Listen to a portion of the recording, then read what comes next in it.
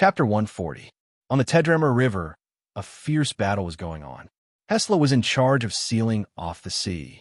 A naval formation was stationed at the estuary. Most of them were battleships equipped with large-caliber naval cannons. They bombarded the Germinal Organization fleet from a distance of more than 10 kilometers. The flames from the cannons could be fired more than 10 meters away. The high-speed cannons drew a parabola in the night sky and caused a lot of damage to the Germinal Organization fleet. The destroyers in the formation fired a few cruise missiles at the beginning of the battle, but they were all intercepted by the Germinal Organization fleet's cannons in mid-air. They stopped firing and were on standby to maintain the blockade. The command ship, the Flying Blade, was in the center of the formation. The enemy is still 12 kilometers away from the mine formation at the estuary. Don't give the enemy time to resolve the trap. Stag, redfish, and short-tailed shark are loaded with torpedoes in advance. Once the Germinal Organization fleet enters the sea, launch the torpedoes and let them eat their fill. The battleship formation maintain the current attack strength and do not change. Sonar detection. Pay attention to the surrounding sea area. Germinal Organization reinforcements may appear. Inform Stardragon to release some ground troops to delay the arrival of the Germinal Organization's naval forces. Tell Stardragon's commander that we need their assault force at any time. The Hesla commander on the Flying Blade assigned the tasks in an orderly manner. On the other side, the fighter jets that took off from the nearby military base were diligently harassing the Germinal Organization fleet. They mainly bombarded the Germinal Organization fleet and caused a lot of trouble. There were always some lucky cannons that passed through the intercepting array of the naval cannons. 3 ships were blown up like that. The main purpose of the fleet was to evacuate, so their weapons were not standard enough to lock onto the high-speed fighter jets, let alone kill them. But the Germinal Organization had its own way.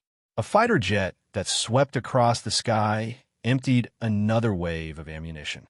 The pilot was about to turn around and do it again when a cloud of black fog suddenly exploded beside him. A shadow appeared out of thin air. It was a demonic man with eyeshadow and earrings. He held a sharp blade in his hand and quickly slit the pilot's throat. Blood splattered on the window. The fighter jet fell with the pilot's corpse. The demonic man smiled coldly and disappeared again, leaving behind a cloud of black fog. Teleportation ability. Germinal Organization Executive Officer Renette. On a barge, Hella stepped onto the bow. The sea breeze with the smell of smoke blew her slightly curly red hair. She took a deep breath and raised her hands high, as if she was praising the sun. Wisps of gray air escaped from the fresh corpses on the battlefield, gathered from all directions, and seeped into Hella's face. Her face immediately flushed red, as if she had just taken in a divine drug. She closed her eyes slightly and then opened them abruptly. An invisible sound wave rose from her lungs to her throat as she blurted out. It was shrill and ear-piercing, like the shrieks of ghosts. The eyeballs of all the pilots of the fighter jets above the fleet exploded at the same time. Blood spurted out of their ears, and their brains turned into a pile of paste. The fighter jets fell one after another like kites with their strings cut. They crashed into the ground and the river and exploded into balls of fire. A no-fly zone was formed in the sky, and a fighter jet formation was destroyed by Hella alone. The remaining fighter jets received the order and hurriedly retreated. This was the terrifying power of a military-level Esper, a weapon that required a person to control. If the controller was too weak, Hella's power of the dead could directly attack the mind. Blue Star's technology tree did not have much technology to deal with mind attacks. Only a few reconnaissance drones continued to track and observe in the sky. Renette teleported to Hella's side. He painfully covered his head with one hand, and blood flowed out of his nose. With a cold expression, he shouted, "Do you want to kill me too?" Hella's face was cold and did not answer. Renette could only swallow his anger. He did not dare to provoke Hella. In the command room, Lin Yu was watching the battle without blinking. He looked at his watch and said, "It's about time." The German organization's ground forces had broken through the blockade and were rapidly approaching the designated landing site. Stardragon's army had followed the plan and held back a little so that the naval forces could be delayed. When the ground forces boarded the ships, Hesla would be able to deal with them. In a naval battle, the ground forces would not be of much use. In fact, they would be a burden to reduce losses and weaken the enemy. The naval formation's destroyers had a new type of missile that could cruise and split apart to avoid intercepting formations. As long as the German organization's ground forces connected, they would immediately launch the missile. One round would be enough to severely damage the German organization's fleet. Then, while the German organization was in a mess, the assault troops of Stardragon's Division 13 could board the ships and kill them. This was the next step of the plan. However, the plan could never keep up with the changes. Accidents always happened unexpectedly. Beep, beep, beep. A piercing alarm sounded on Hesla's command ship. The radar detected dozens of targets approaching at high speed underwater. Ghostly torpedoes. Where did they come from? There was no time to intercept them. The warships near the estuary exploded, and flames soared into the sky. The higher-ups of Hesla had been paying attention to the battle. The attack on the naval formation made them extremely angry. Anti-sonar submarine? Why is the buoy not moving? How far is the enemy's range? This could only be the Germinal organization's submarine. Where did it come from? Could it be that the Germinal organization had sent them from Andria and had set off early? Or could there be a secret base of the Germinal organization nearby? No matter what the reason was, the enemy had reinforcements. They had to deal with the unexpected situation. Where are our submarines? Hesla's officers roared. They had deployed a few submarines nearby as insurance and immediately moved to find the enemy's submarines. The naval formation had suffered heavy losses and was temporarily busy with emergency repairs. Naturally, the prepared missile attack could not continue. This caused a strategic break, and the situation was out of control. The German organization's fleet seized this opportunity and changed their formation. The barges sailed close to the shore, opened the mouth of the barges, and lowered the gangplanks to provide a bridge for the ground forces to pass by the merchant ships. The gangplanks rubbed against the sand on the shore, leaving sharp marks. This way, there was a risk of running aground. The other ships threw out cable hooks to connect the barges. Even if the barges ran aground, they could be pulled back to the surface of the river at any time. Lin Yu's confidence came from the submarine team. They were the reinforcements that the German organization had sent out early on. With this surprise attack, they had broken Hesla's blockade and strategic layout. In order to break through Stardragon's ambush, Yeager had lost more than half of his troops. Seeing that the opportunity had come, he immediately ordered the fleet to speed up and rush onto the barges. The Stardragon assault team that was on standby became anxious. According to the plan, Hesla would launch a round of missiles first, then they would rush up. If this was not part of the plan, they would only be targeted by the fleet if they rushed up rashly. What should we do? If they waited any longer and the German organization's fleet successfully connected, they would have no chance at all. The assault team was made up of Stardragon's Division 13 agents and elite soldiers. They listened to the orders of their superiors with only one word: go. Without any hesitation, the assault boats rushed out one by one. The German organization's fleet focused their fire on them immediately. The assault team charged head-on against the cannon fire. Waves kept exploding around them. Some of their comrades fell into the water and died, but did not shake their morale or slow them down. Chapter 141. Zhang Wei was wearing his battler armor, standing in front of the assault boat as a shield. Lambert was shooting with his sniper rifle. There were not only 4 people in Zhang Wei's team on the assault boat. Lin Yao did not participate in the battle, but there were also more than 10 elite soldiers. The assault boat broke through the waves, passed through the rain of bullets, and crashed into the barge. The assault team jumped onto the deck and started a fierce battle with the Germinal soldiers. There were 2 tactical objectives for the assault force. One was to kill and injure the people on the barge and blow up the ground vehicles that were parked there. The second was to kill the commander of the command ship. As the cooperation with Hesla did not arrive on time, the assault force was in a bad situation and was caught in a tough battle. The germinal organization's connection was affected, and the progress was slowed down. The germinal organization's executive officers were deployed to defend against the assault team from Star Dragon.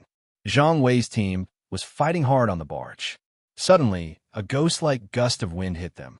They were alerted and quickly dodged, but they were still hit by the shock wave. They felt a sharp pain in their heads and felt dizzy. They gritted their teeth and looked in the direction of the enemy. It was Hela, whom they had fought before.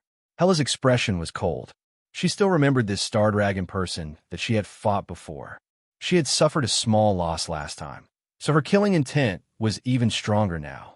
Her hands lit up with a gray light, like a strange fog that could attract the gaze of others. It was growing bigger and bigger, and one could imagine how terrifying the next attack would be. Hoyu's face was in pain. He raised his guns and wanted to aim, but Hela just snorted softly. Her voice had the power of the dead, and Hoyu was hit hard. Blood spurted out of his nostrils, and he could not stand still. Hela did not even look at him. She turned to Leah Lin with a murderous look. This was the female agent who had used the lightweight mechanical arm before. She definitely knew where Zero was. Leah Lin pulled out her retractable knife and rushed toward Hela. She did not care that she would be the first to be attacked. As the pugilist in the team, she was the assaulter. I hope I can withstand the first attack. Leah Lin gritted her teeth. As long as she could withstand Hela's next attack, she was confident that she could get close to Hela and prevent her from using that kind of mental attack. Although Hela's ability was strong, she was only using it at the moment. Every attack required channeling time. Naive, Hela was expressionless. She flipped her palms and was about to use the highly condensed power of the dead to turn Li Yalan into an idiot. The next second, a huge force suddenly came from the side of her ribs, and her entire body was pushed away. She crashed into an off-road vehicle beside her, and a sharp pain came from her ribs. Hela was in so much pain that her face turned pale. She breathed a sigh of relief, and the power of the dead in her hand naturally dissipated. She turned her head to look at the source of the attack in shock and anger. He saw a truck driving on the shore, moving parallel to the fleet. From the window of the driver's seat, a sniper rifle barrel stretched out. A black-gloved hand was holding this lethal weapon, and the muzzle was smoking. Han Xiao pulled the bolt, and a smoking shell was ejected from the gun. He sat in the driver's seat, and the smart chip in the truck started to drive automatically. It maintained a constant speed and followed the germinal organization fleet on the shore. When he was in the valley, he suspected that Star Dragon was going easy on them. He guessed that they wanted the germinal organization to intercept them and delay their troops. Therefore, Han Xiao came early and drove to the riverside. His target was the germinal organization's executive officer. He saw Hela at first glance, then he saw Zhang Wei and the others. He was slightly surprised. He did not expect such a coincidence. Seeing his former teammates in danger, Han Xiao took out the Red Falcon and fired a shot. Hela's protective energy was reduced by a lot, and the penetrating force was dispersed. It turned into a force that pushed her away. Power of the dead, master of death, master of soul's potential rating. Outsiders could only see the introduction of the ability. Only the user could see the specific effects and development level. Through the basic knowledge of the Esper class, which was the development of the genetic chain to strengthen the ability, more applications could be obtained. Vital point immunity. You are immune to critical hits. The breath of death supports your life. Spirit disregard, plus 20% negative resistance, plus 30% mental resistance. Master of death, fearless. Ignore instant death, will not receive fatal damage. When HP is lower than 1%, will receive a special status, death like the wind, always accompanying you. Han Xiao was helpless. With this pile of abilities, even if Hela wasn't tanky, she would still be able to take a beating. No, it shouldn't be described as being able to take a beating. She was like a cockroach that couldn't be killed, unless one used an extremely strong burst of power to instantly kill Hela. Oh, I forgot, she was also immune to instant death. Oh, I'd better go wash up and sleep. As expected of a future big boss. The number of talents he has is almost more than Bennett's. He's only one lucky halo away from becoming a main character. Han Xiao shook his head. The first person he encountered was Hela, who was the most difficult person to deal with. However, Zhang Wei's team was in danger. Since he had the ability to help, he naturally wouldn't just stand by and watch. After all, they had fought side by side before. While Hela was being obstructed, Li Yalan took advantage of the opportunity and slashed down. Hela endured the pain and retreated. Her wound healed at a speed visible to the naked eye. She was very angry at Han Xiao for sneaking up on her, but she was on the boat and couldn't deal with the sniper on the shore. Speed wasn't her forte, so she could only use the vehicle as a shield. However, Li Yalan, Zhang Wei, and the others found an opportunity and continued to fight with her. They forced Hela to move, exposing her to Han Xiao's shooting range. Although they didn't know who the sniper on the shore was, it was obvious that he was here to help. Thus, Zhang Wei's team took the initiative to cooperate with him. This tactic was extremely effective, and Hela's hands and feet were tied. The sniper was extremely good at finding opportunities, and he would always be able to stop her when she was about to retaliate. His cooperation with Li Yalan, Zhang Wei, and the others was perfect, and Hela realized that she did not have any ability to retaliate. She could only keep dodging in frustration. However, in the eyes of Zhang Wei and the others, it was a different scene. Originally, the team of 4 could form a tactical system, but Hou Yi was seriously injured and lost his combat power, causing a gap in their cooperation. However, the sniper filled the gap, appearing at every time when it was needed, and a sniper bullet always arrived on time. It was as if he understood their fighting pattern very well. Who was that person? Li Yalan and Zhang Wei had this doubt in their minds. On the other side, Hou Yi was dizzy and could only fight normal soldiers. Looking at the cooperation between Zhang Wei and the others and the sniper, he suddenly had a strange illusion. It was as if the sniper was the real team member and he was just an outsider. Hela is being held back. Lin Yu frowned. He looked at the truck by the shore and narrowed his eyes. Black Phantom? What was he doing here? The connection was coming to an end, and the estuary was not far ahead. Lin Yu really needed Hela's superpower to release group damage, so he had to release her. He ordered, Yuger, you take care of Black Phantom. Yuger had already boarded the barge, so he did not need to give any more orders. Hearing Han Zhao's order, he ignited a purple-black flame all over his body. Just as he was about to jump toward the truck and cause trouble for Han Xiao, he suddenly felt a pugilist energy wave that was as strong as his. He turned around and saw a middle-aged man wearing a Star Dragon agent uniform stepping onto another barge. His fist, which was wrapped in red flames, smashed into the side of an off-road vehicle that was parked on the deck. The vehicle immediately deflated and flew out like a cannonball. It knocked over a dozen German organization soldiers and 2 other vehicles along the way and flew off the barge together. Chapter 142. The Trump Card of Division 13. Yuger's face turned serious. He could not care less about Han Xiao and locked eyes with the middle-aged man.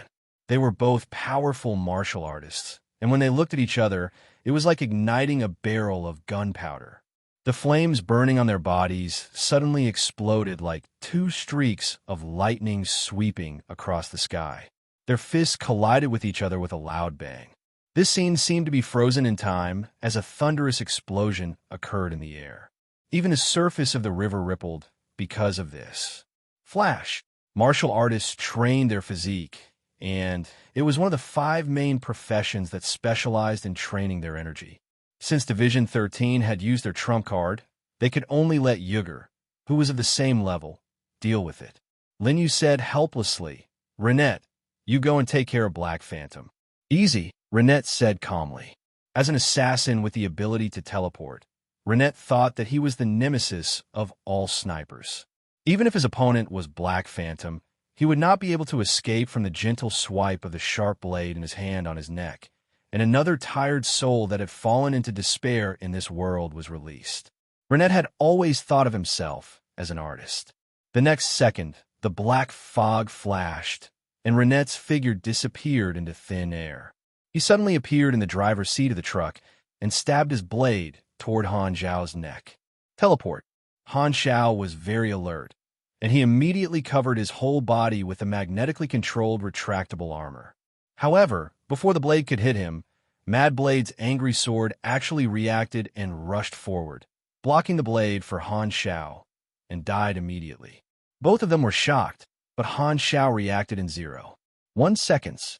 With a murderous look in his eyes, he grabbed Renette's arm with one hand and activated the thermoelectric incisor gloves with the other hand. Amidst the buzzing sound of electricity, he slapped it on Renette's face, and the burnt smell quickly filled the air. Screams of agony. Renette was in so much pain that he was going crazy.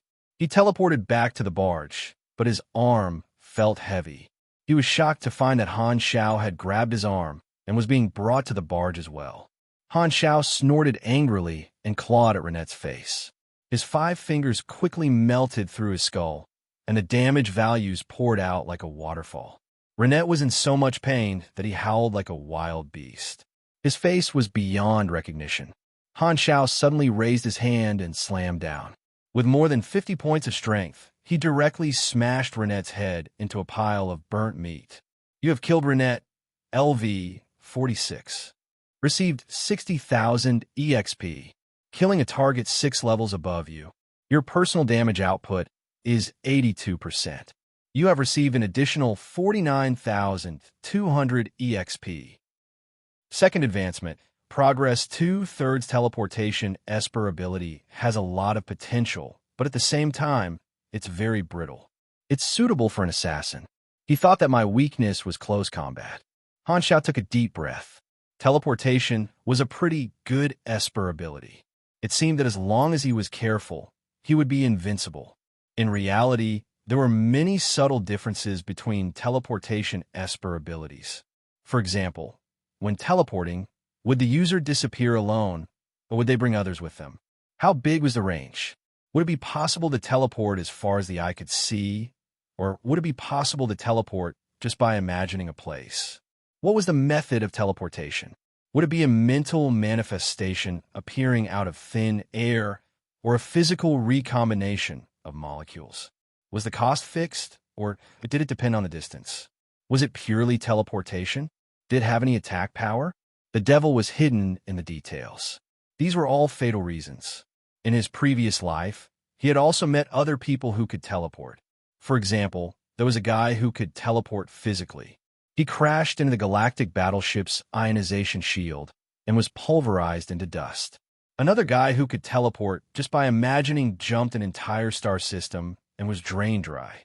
Renette's teleportation clearly had both mental and physical factors.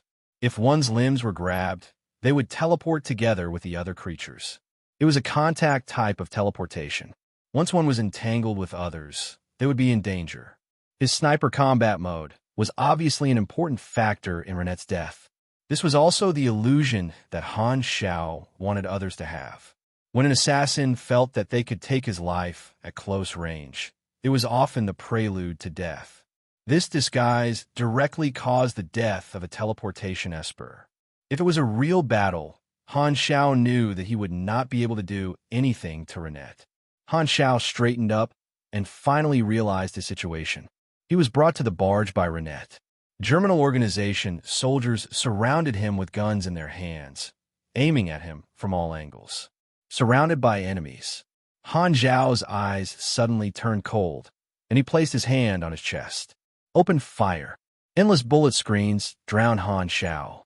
However, the next moment, with Han Xiao as the center, a strong invisible force exploded.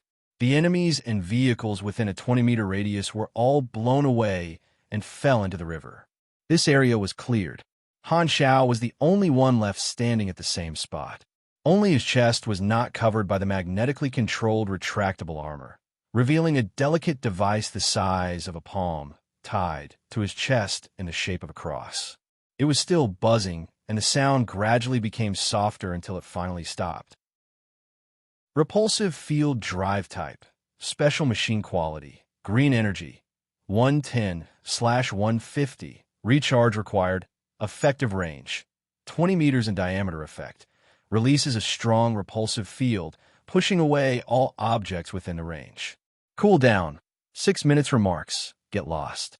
After 2 months of research, Han Xiao had obtained a variety of blueprints, and he had long armed himself. He took out the 2/3 enhanced Berserk Eagle from his waist, activated the electromagnetic hover boots, and jumped to another barge. Since I'm already here, let's kill them all. With Renette's blood on his body, Han Zhao's fighting spirit soared, and he started a massacre on the barge. The Berserk Eagles kept firing, and the recoil did not make his wrist tremble at all. The large-caliber bullets pierced through the chest and forehead of the Germinal Organization soldiers, leaving a trail of corpses along the way. He was like a black phantom on the battlefield, and no one could stop him. Soon, he arrived at the barge where Li Yalan and the others were. Han Zhao's reckless behavior quickly attracted everyone's attention. Lin Yu was furious. Renette, that idiot, was not only killed, but he also brought this monster to the barge. They were almost at the estuary, and he still did this to him.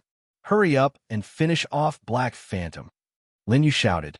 He ordered all the executive officers that as the commander, he could not act rashly. Otherwise, there would be no one to monitor the situation. Hela had noticed Han Xiao long ago. She had been holding back her anger for a long time. She clapped her hands and blocked Li Yalan and the others with a mental attack. She took a deep breath and condensed the power of the dead. She turned around and let out a soundless scream at Han Xiao. She gathered all of her power and used it on Han Xiao, creating ripples in the air. It was as if a bomb had exploded in his brain. A sharp pain suddenly struck him. Han Xiao felt as if someone was stirring his brain with a spoon. His vision tilted, and his body uncontrollably fell to one side. He felt dizzy, nauseous, and wanted to vomit. The veins on his temples throbbed as if they were about to explode. His trigeminal nerve was in great pain. You have received 211 spirit damage. You are stunned. My intelligence attribute provides me with a certain amount of spirit resistance. Even so, I still received 200 points of damage. If I didn't have beginner strength in life, I would have lost almost 1/5 of my HP. On a novice planet like this, Hela's killing power was indeed terrifying. Enduring the pain in his head, he took out a silver grenade from his waist and threw it out. However, his aim was off and it landed 10 meters away from Hela. Hela thought it was the stun effect, so she did not pay much attention to it. She was ready to charge up another attack, but when the grenade exploded, there were no flames or shrapnel. There was only an ear-piercing high-pitched sound that directly impacted her eardrums. Hela's brain was in great pain. She also felt the world spinning.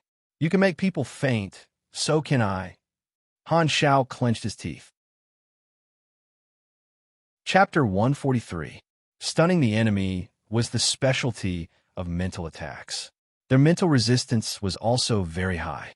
However, the explosive grenade would cause the stun on a physiological level and cause the ear water to vibrate. Therefore, it did not depend on one's mental resistance, but on one's endurance.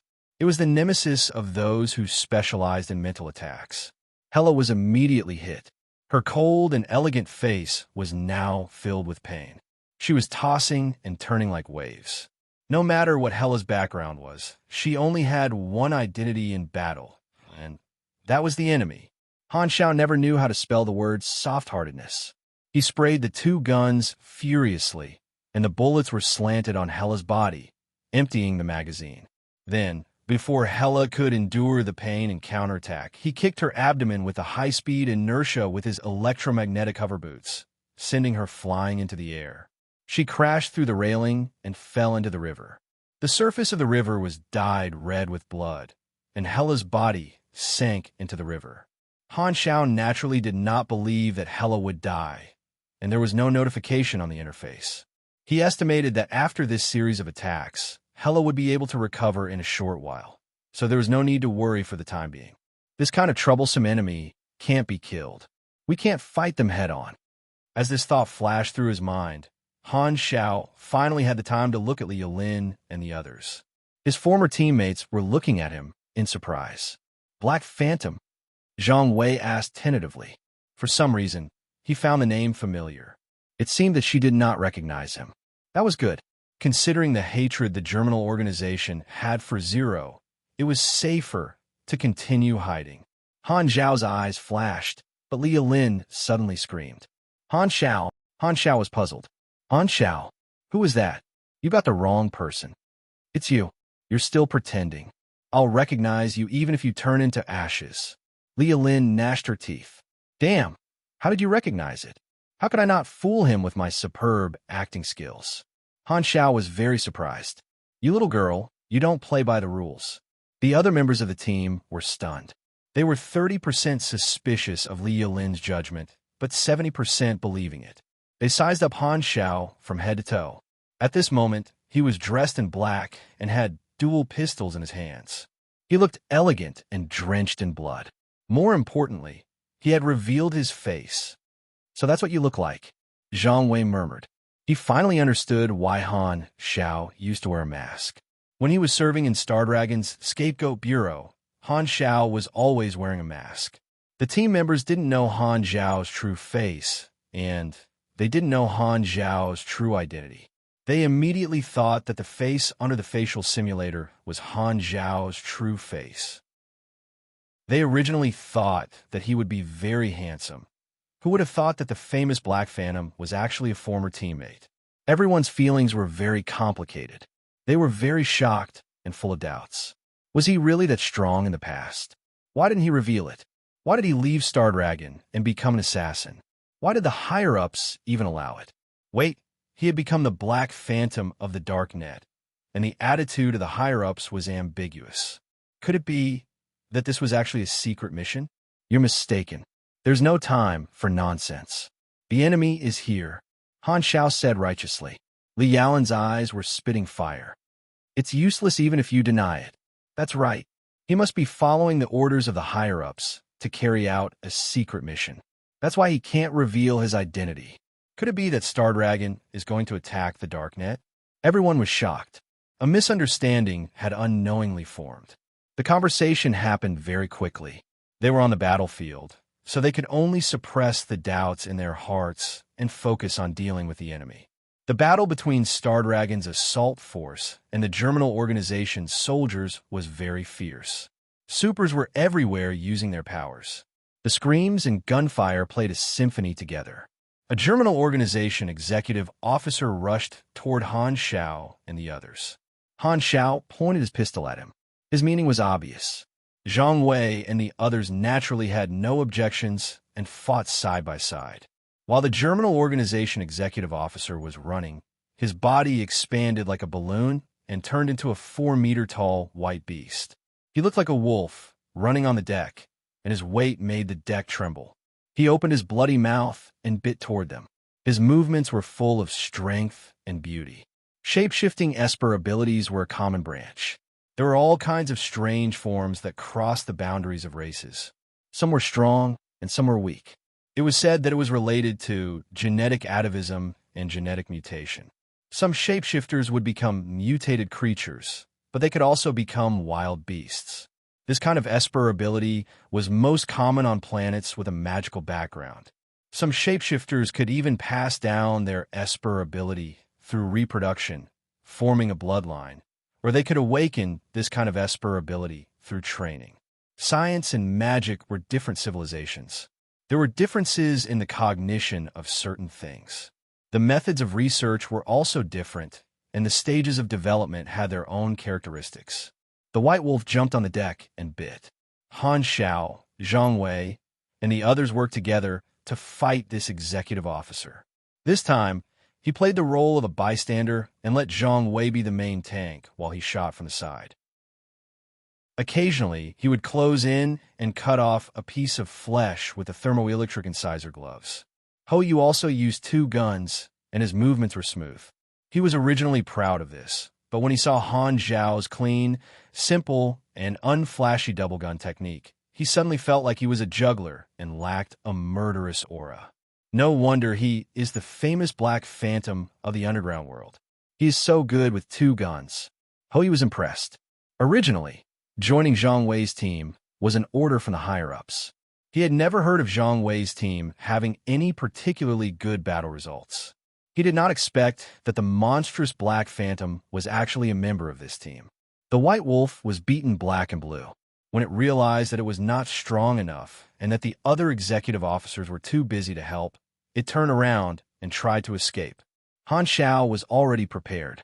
He aimed his guns at the eyes of the White Wolf and fired, activating the flaming will that had finished its cooldown. This time, he was lucky enough to get 2 times the damage. Bang! The White Wolf's eyes exploded, and it groaned in pain.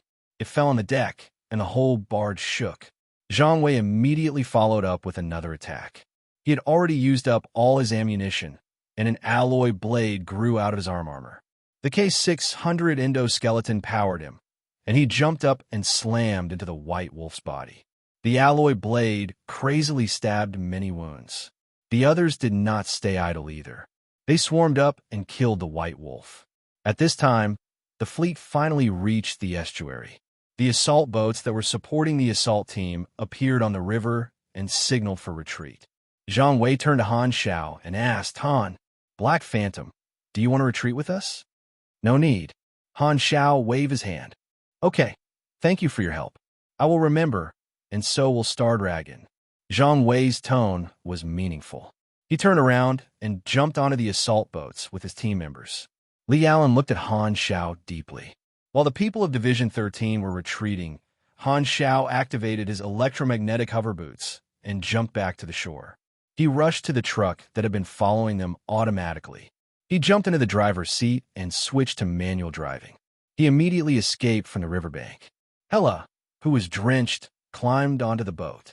Her head was still dizzy, and she stared in the direction of the truck. She had always been the one to deal with others like this, but this time, she was the one who got her revenge. Black Phantom, I will remember you. Hela's eyes were cold, and the wounds on her body healed quickly. The Germinal fleet reached the estuary. They fired torpedoes and detonated the mine formation in advance. The explosion created huge waves and successfully entered the sea.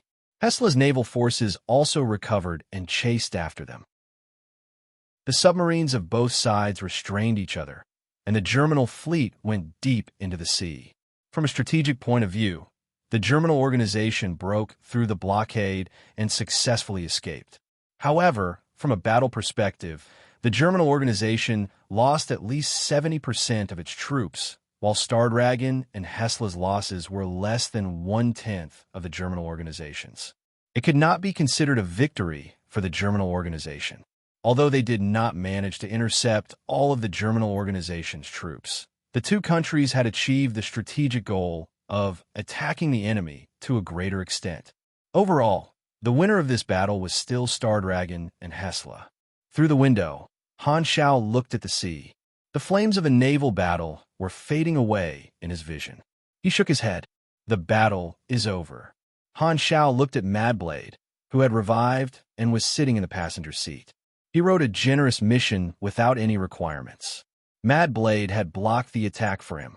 Although he did not need it, he would not be stingy with the experience points.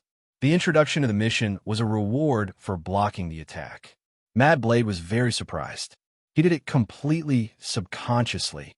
It did not matter if he died, but he could not let anything happen to Han Shao. He did not expect to receive such a pleasant surprise, and this made him even more determined to rely on Han Shao. Second advancement. Progress 3/3 the executive officer, Giant Wolf, that he had killed with Zhang Wei and the others, was an LV-45 character. Because it was a team kill, the additional experience points were not much, but it was considered to have completed the cross-level kill requirement. This also meant that Chapter 144. Being on the battlefield now was not the best time to advance. Of course, he had to leave the battlefield first. He first dealt with the other information, such as Battle of the Tadrima River. The final evaluation was B. He received 450,000 EXP, which was more than he expected.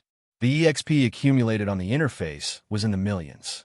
Dust of the Fallen Seeds. A-level mission progress increased by 2%, and the reward of active sabotage was even better. The Germinal Organization's evacuation force with a mix of various bases.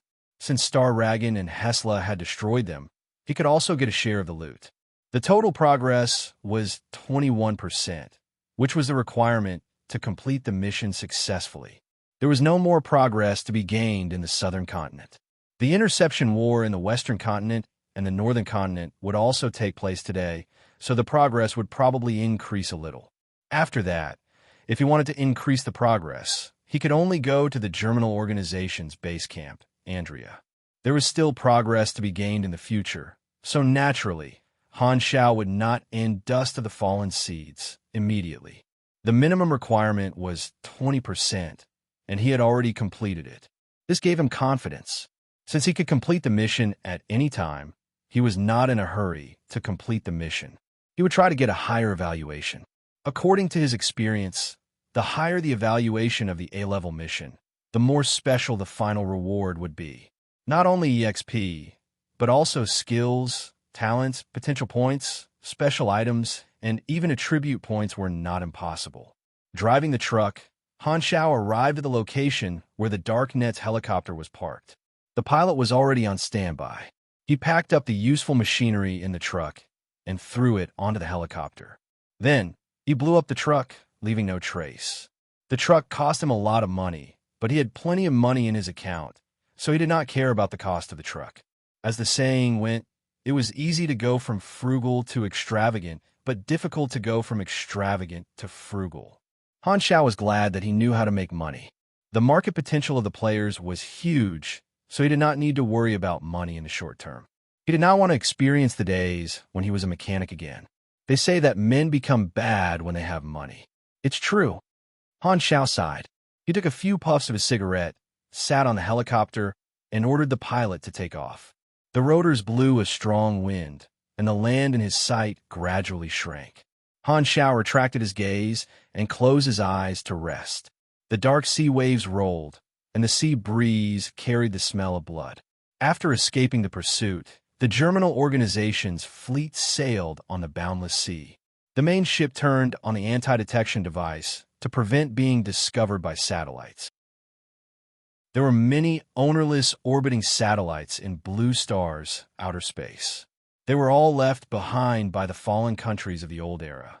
Some of these satellites were taken over by the Six Nations, some fell into the hands of other forces, some became public satellites for hackers, and some became space junk. Every ship had scorch marks from the explosion. The maintenance workers were busy repairing them, nailing steel plates to the gaps and repairing the damaged mechanical components. The idle armed personnel were cleaning the deck and washing away the bloodstains. They had suffered heavy losses trying to break through the blockade. Just the executive officers alone had lost 17 of them, and Han Shao had killed 3 of them by himself. Lin Yu reported the details of the battle to the leader and emphasized this matter. Black Phantom's interference made the leader very surprised. At the same time, he was very angry. This made him feel like the Germinal Organization had become a toothless tiger that could be bullied by anyone. Because of this, he hated Zero even more. He disrupted the organization's plans and even dragged the organization into a dangerous situation. The leader would occasionally think of the conversation when Zero had escaped from the laboratory. That traitor had kept his promise. Every time he thought of it, it made him even angrier. However, the leader only added Black Phantom to the observation list. He did not have the energy to pay attention to a small assassin. The next step of the organization was the leader's biggest problem. All the bases in the 3 continents had been evacuated. They had lost the initiative, and the 6 nations had no more worries. It was very likely that they would seize this opportunity to start a war and attack Andrea first. This was not what the leader wanted to see. The organization's strength was greatly damaged, and he urgently needed time to recover. Furthermore, Zero, who had the ability to predict the future, had to be eliminated. The Germinal Organization had been operating in Andrea for a long time. If the 6 nations wanted to attack, they had no other choice but to land and fight. Launch an intercontinental nuclear bomb? Not to mention that there were still civilians living in Andria. The Germinal organization also had land-based anti-missile facilities. If they were forced into a corner, they could activate the Hand of Death system and destroy the world. Of course, this was the last resort and could not be used as a trump card. Even if it was used as a threat, the Six Nations would not let the Germinal organization continue to develop. Perhaps Red Maple, Ordina, and Hesla would compromise and scheme behind the scenes. However, the reckless Theseus and the crazy Raylan would definitely not care about any form of compromise. They would only launch an even fiercer counterattack. You want to die together? Go ahead and try. If you frown, you lose. In the original storyline, the four continents were the battlefields of the Germinal organization of the Six Nations. Those secret bases restricted the Six Nations and had a huge impact on the war situation. It was like the difference between holding a straight and a bomb in one's hand when playing Do Diju.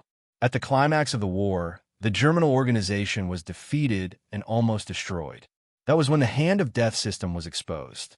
As there were not many armed forces left, some of the politicians of the Six Nations chose to compromise. In the eyes of some people, the goal of defeating the Germinal organization had been achieved. There was no need to fight head-on anymore. Furthermore, the Six Nations had also suffered losses, so they decided to focus on containment and let the remaining Germinal organization stay in Andria. After all, it was an abandoned land that no one wanted. Although they could not eliminate the root of the problem, they could prevent the Germinal organization from rising again. The current situation was that the nail that restricted the Six Nations had been removed. The Germinal organization had lost its powerful means of threatening the Six Nations, such as massacring civilians and destroying cities. Only the base camp in Andria was left. The Six Nations could combine their forces and go on expeditions to their heart's content. This put the Germinal organization in a very bad situation. The most important thing now was to divert the attention of the Six Nations and not give them the time and resources to start a war. The leader thought about it again and again, but could not come up with a good idea. Leader, Base 013 has an emergency report. It's about a recently successful test subject of the Genetic Improvement Program. This is the observation record. An assistant handed over a report. The leader had a headache whenever he heard the word test subject. He took the report and glanced at it. Suddenly, he paused. Seeing this, the assistant added, "Cases like this have appeared on more than one person. The following is the list. According to the investigation of the intelligence personnel, this phenomenon seems to be happening on a large scale and spreading like a contagious disease." The leader was silent for a long time, as if he was digesting the information. Suddenly, a cold laugh came out from under the mask. Strange phenomenon. Maybe luck is on our side. The Six Nations are going to be busy. In the room on the ship, the light bulb was dim and flickering unsteadily. Hela took off her black combat suit and counted the wounds on her body in front of the mirror. The most obvious one was a scabbed bullet hole in the side of her ribs. The black blood stain was shocking. Hela was expressionless. She rubbed the wound a few times with her fingers. The scab fell off, revealing new tender flesh. She looked at her body in the mirror. Her skin was smooth and white without any old scars. Only she remembered how many times she had been injured. Hela lowered her eyes. Her long eyelashes covered her eyes. She put on her clothes again and looked at the dark sea outside the porthole silently. Live and wait for the next battle. Zhang Wei's team returned on Division 13's private plane. Other than Zhang Wei, who was writing the report, the rest of the team closed their eyes to rest. Say, how did Han Xiao become Black Phantom? Li Yaoan suddenly opened her eyes. She was confused. What? Brother Xiao is Black Phantom? Lin Yao was shocked. He did not participate in the battle, so he did not know about this. Zhang Wei told them what had happened. Lin Yao was stunned.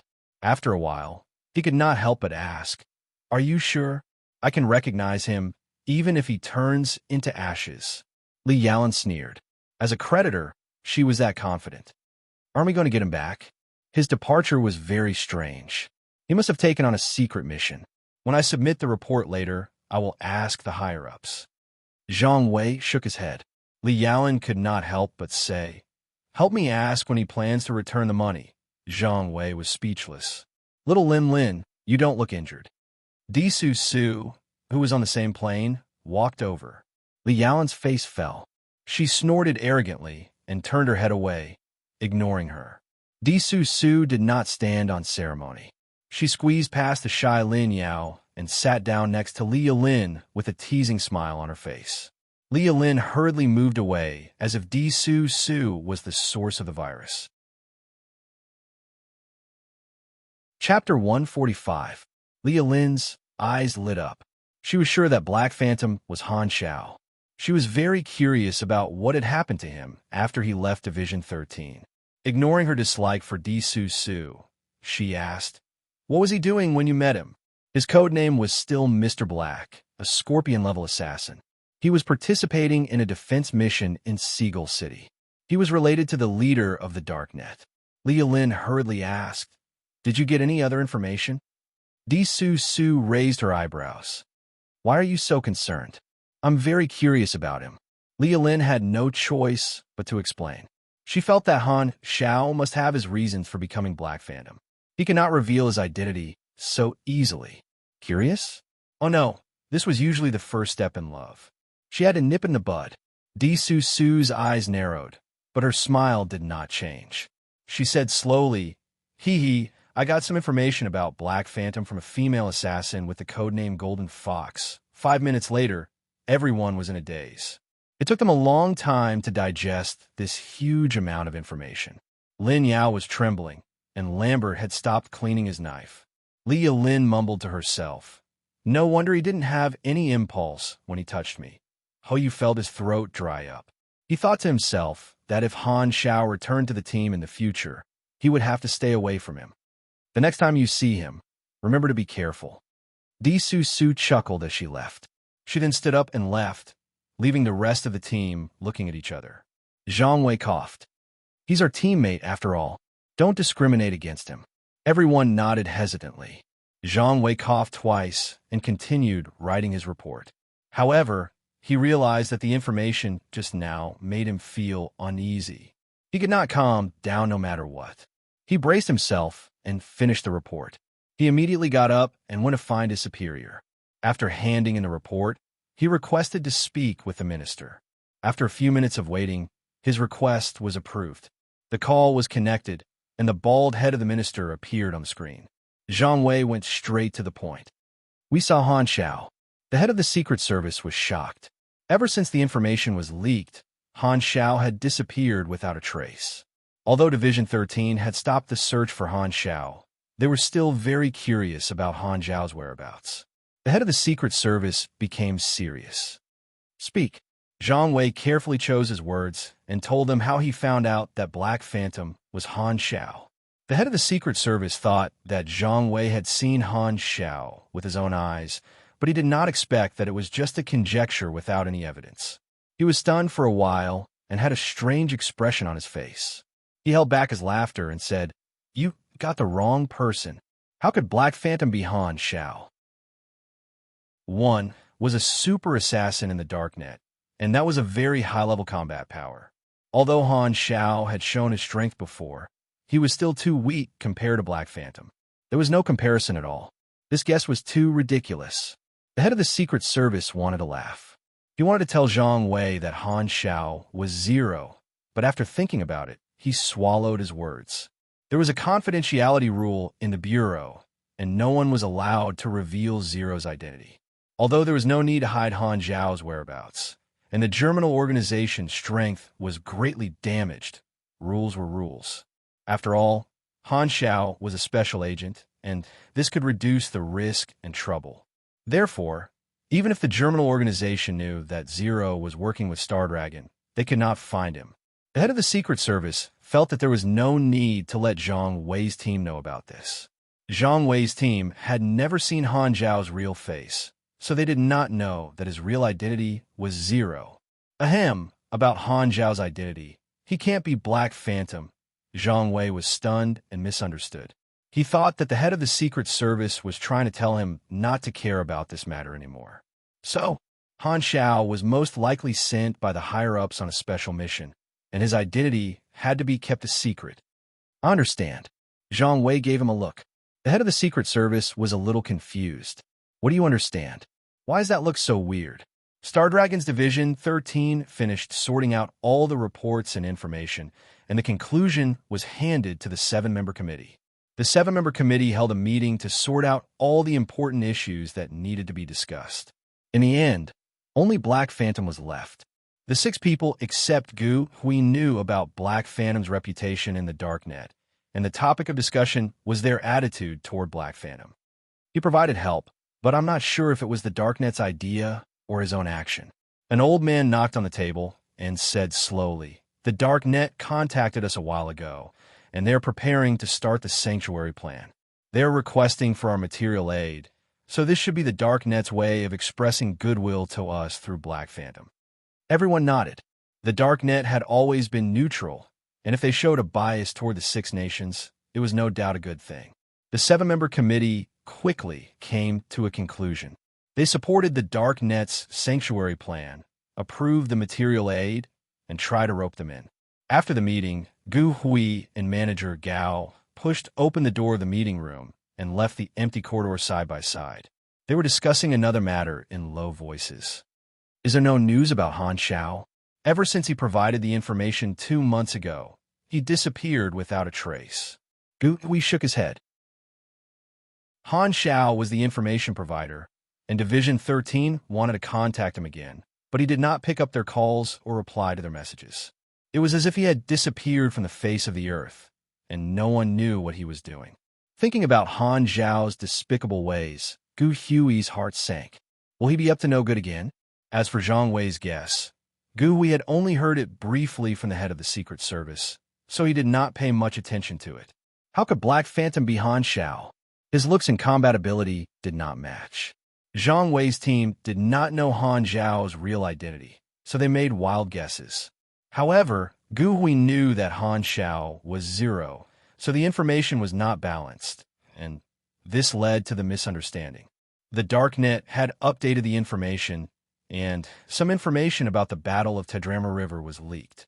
Most people were worried about the future situation, and they felt that the shadow of war had once again shrouded the planet. The information included the news of Black Phantom's participation in the battle. Many forces were paying attention to this super assassin, and the information showed that Black Phantom was a powerful mechanic. Speaking of which, there were many powerful espers and pugilists, but there were only a few mechanics with strong combat ability, so Black Phantom's name should be added to the list. He still made a lot of noise. Bennett looked helpless as he drank a mouthful of medicinal tea to suppress his internal injuries. Wang Yuan suddenly received a call, and his face was filled with joy. Star Dragon has agreed to provide us with material assistance. Bennett was a little surprised. That was not a small amount, and Star Dragon had actually agreed to it just like that. What do they say? He asked. They're very grateful for our help. Bennett was confused. Help? What did we do?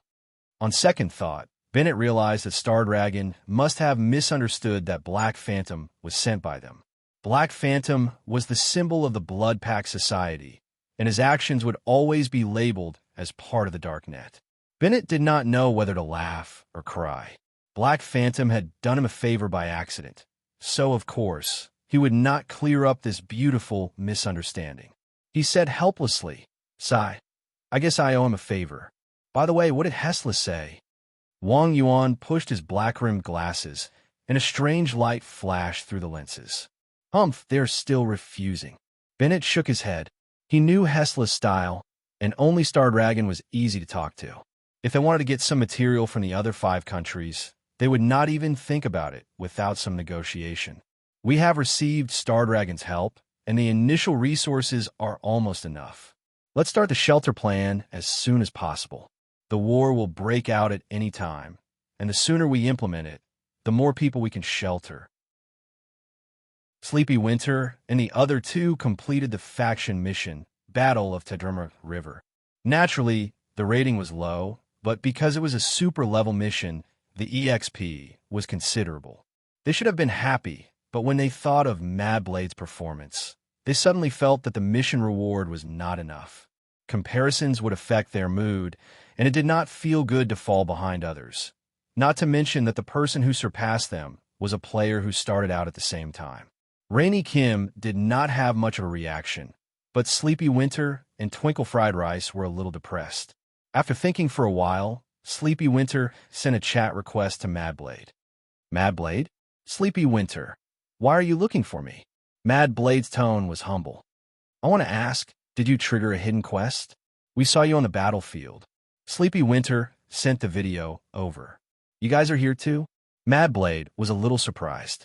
Why does he sound a little annoyed? Sleepy Winter coughed, chatted for a while, and then asked about Black Phantom. The video also recorded Black Phantom. Sleepy Winter naturally knew this high-level figure who appeared in Bighorn Village, and he was very curious about Mad Blade's opportunity. However, Mad Blade kept talking about random things and did not get to the point.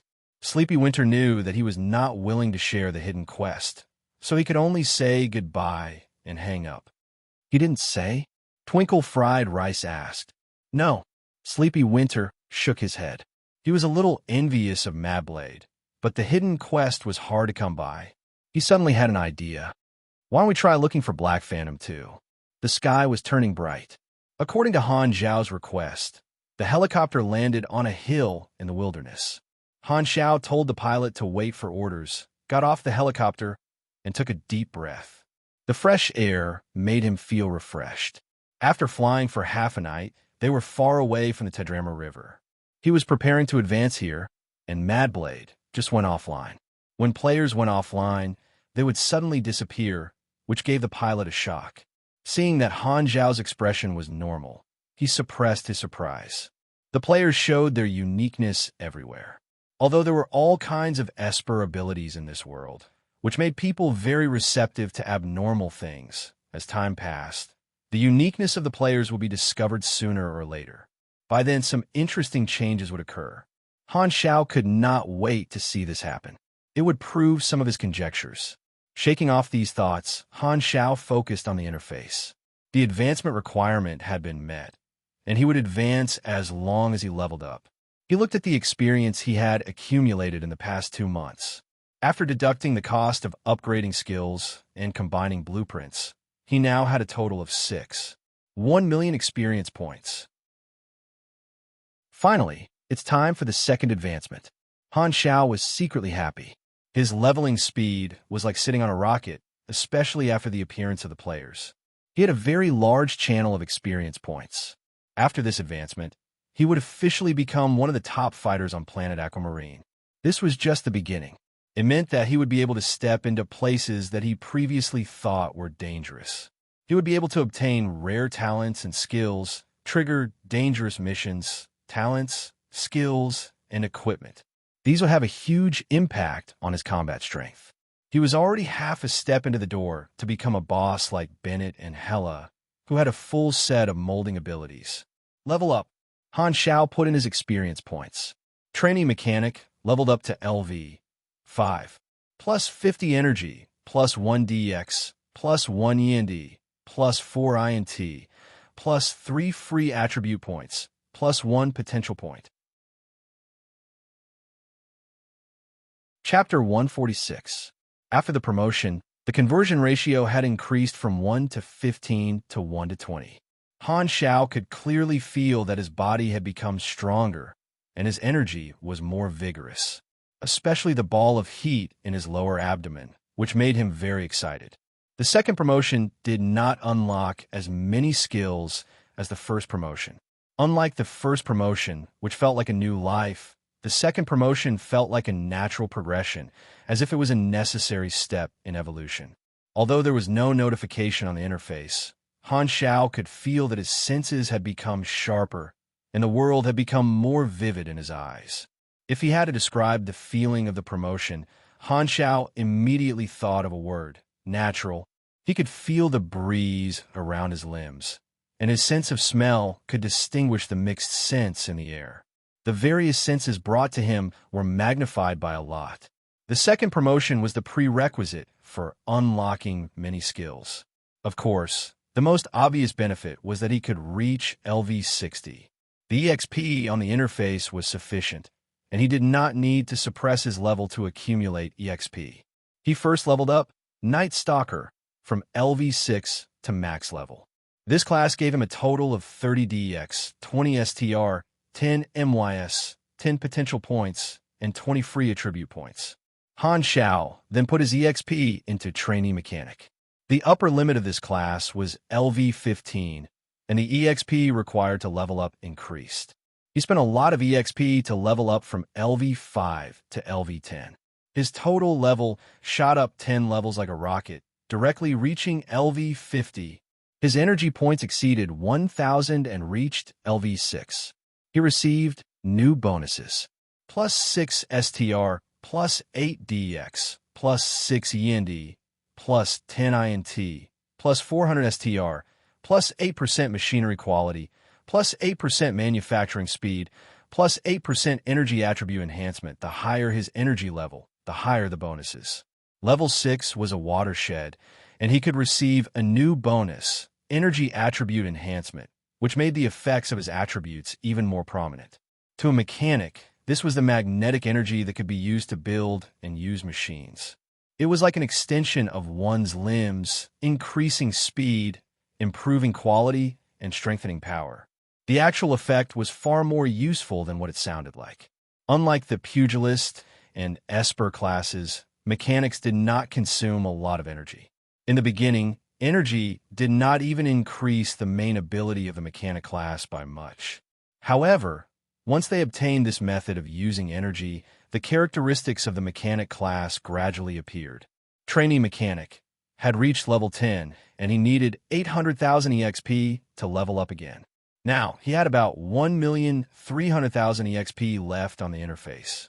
Han Xiao decided to keep half of it for himself to fuse blueprints and upgrade his skills. In the past 2 months, he had occasionally upgraded some of his important skills, such as snipe, moving snipe, and slide shot. Of course, he did not forget about the blueprint. The core, magnetically controlled retractable armor was already at level 5. He was now wearing a new armor, and its attributes were strengthened. Ranger Robot and low-level smart chip had also been upgraded. These were all useful blueprints. After looking at the skill list, Han Xiao put his experience into Flaming Will and Fine Enhancement Modification. These 2 skills were very cost-effective. After spending half of his remaining experience, he stopped. Both skills had leveled up by 2 or 3 levels. He had 38 free attribute points on him, and he put all of them into his intelligence attribute. The mechanic class was just that rough and simple. After doing all this, his personal combat power had skyrocketed. Without relying on his equipment, his energy rank had reached 1,200 ONA. Total level: 50 personal attributes, STR, 69, DX, 94 YND, 82 INT, 200 MYS, 11 CHA, 6 LUK, 1 health, 2 970 energy, 1,230 LV, 6 energy rank, 1,213 on. Han Xiao was very satisfied with the increase in his strength. His highest attribute was his intelligence, which had reached 200 points. This had greatly increased his efficiency in using his machinery. With the speed at which he was gaining experience, he would be able to reach level 60 in a short time. This was the upper limit of the second promotion, which was also the upper limit of the players in version 1.0. My current combat power, together with my machinery equipment, is at the top level of the blue star. Based on the standards of level 50, my attributes are very strong. This is because of my talents, and also because my main class level is high, and my secondary class is rare. I can deal with normal supers without any pressure. My machinery is my biggest trump card. However, my talents and skills are still a little too little. Compared to the main character of a planet like Bennett, I'm still far from it. Previously, Han Xiao had been busy harvesting the experience of the players. His next actions were still the same. To accumulate experience and increase his fame, he ran all over the novice villages outside of Andria. Teaching basic knowledge was the first round, and the second round was energy tempering technique, which would allow him to accumulate a huge amount of experience. After this, he felt that he could put his plan of obtaining rare skills and talents on the agenda. 2 months' worth of experience had been used up. If it were the players, it would not be so satisfying. They could not wait to level up as soon as they obtained experience. Han Xiao was not worried about the source of experience at all. The players were the biggest market. Energy tempering technique was a trump card. Once it was released, it would cause a frenzy among the players. This skill would definitely be awakened the first time he advanced, but the players did not know. As long as he taught it to the players before they reached level 20, he would be able to harvest a huge amount of experience. However, there was a prerequisite, and that was to increase his fame so that more players would know him and be able to come into contact with him. There are two ways. I'll take the initiative to find the players, or the players will have the opportunity to find me. Han Xiao stroked his stubble and fell in a deep thought. Taking the initiative to find the players was just like the trip to Bighorn Village. Other than not going to Andrea, he could harvest a wave of experience from the novice lands in the southern continent, western continent, and northern continent. If he wanted the players to automatically gather around him, there did not seem to be a good opportunity. After he advanced, the amount of missions he could give out increased, but when it was distributed to the entire player base, it was still not enough to attract all the players. His action in Bighorn Village had made a good start, and many players thought that Black Phantom could trigger the hidden storyline. However, it was far from enough to attract the players to actively gather around him. He still needed a plan for the long term. After this battle, the Germinal organization withdrew their forces from the 3 continents and went into hiding. The world situation would probably be stable for the time being. At least on the surface, there would not be a whirlpool of war. The storyline had been changed, and the Germinal organization would not declare war. However, on second thought, the initiative was in the hands of the 6 nations, and it might even cause the war to be brought forward. This was not his original intention. After realizing this, he could only smile bitterly. However, the result was not bad. If the 6 nations did not hesitate to declare war, defeating the Germinal organization would only be beneficial to him. Thinking about this, Han Xiao was relieved. He was not an arrogant person, and he never thought that he could control everyone. What he had always done was to rely on his advantage of foresight to gain benefits and guide the various forces. The deviated storyline still could not avoid war. Han Xiao could not help but sigh at the fact that the situation was indeed balanced. A small butterfly like him could not change everything. However, it was this feeling of being caught in the whirlpool and grasping the opportunity to develop himself while going with the flow that made Han Xiao very motivated. Han Xiao's eyes sparkled. Players should need about 2 months to reach level 20 according to the speed in my previous life. 2 months is enough for me to go to all the novice villages. After finalizing the next action plan, Han Xiao started to think about another thing, about his own strength. After his advancement, he could smoothly level up to the upper limit of version 1.0. Of course, to him, there was no upper limit. He was thinking about the problem of combat power. Level was only a part of one's strength. It was more dependent on skills, talents, and equipment. Obviously, the mechanic class relied more on equipment. Chapter 147. The mechanic class was known for its versatility in battle tactics. Just like how Saint Seiya would not be defeated by the same move, the mechanic class would not only have one battle mode. In order to form a new battle mode, one would need to revolve around the core of the battle mode. For example, the core of the stealth sniper style was the sniper rifle, coupled with the electromagnetic hover boots, special ammunition, stealth abilities, and so on. For the mechanic class, to create a new battle mode from scratch was a very difficult but also very interesting thing. Creating all kinds of machinery and perfecting ideas would give one a sense of fulfillment when it was finally completed. It was similar to the experience of a management game. I have a lot of choices such as the Ranger, the foldable turret, and the self-created mechanical suit. However, the Ranger's attributes and intelligence are not enough, and it is too big to carry around. Furthermore, there is only one model. Even if I force it into a robot army, the effect will not be good, and it is very expensive. As for the turret, although it has the word foldable in its name, the base plate is not small either. I don't have the speed to assemble it, so I can't form a fire coverage style. I can only use it as a trap. There is also the self-created mechanical suit. Han Zhao's eyes flashed. He had a lot of blueprints that could be used on armor, such as the K-600 no skeleton, smart chip, exoskeleton limbs, electromagnetic hovering power shoes, basic energy cube, and various modules. Furthermore, he had already learned all the basic knowledge, such as bionics, mechanical dynamics, assembly, energy, and so on.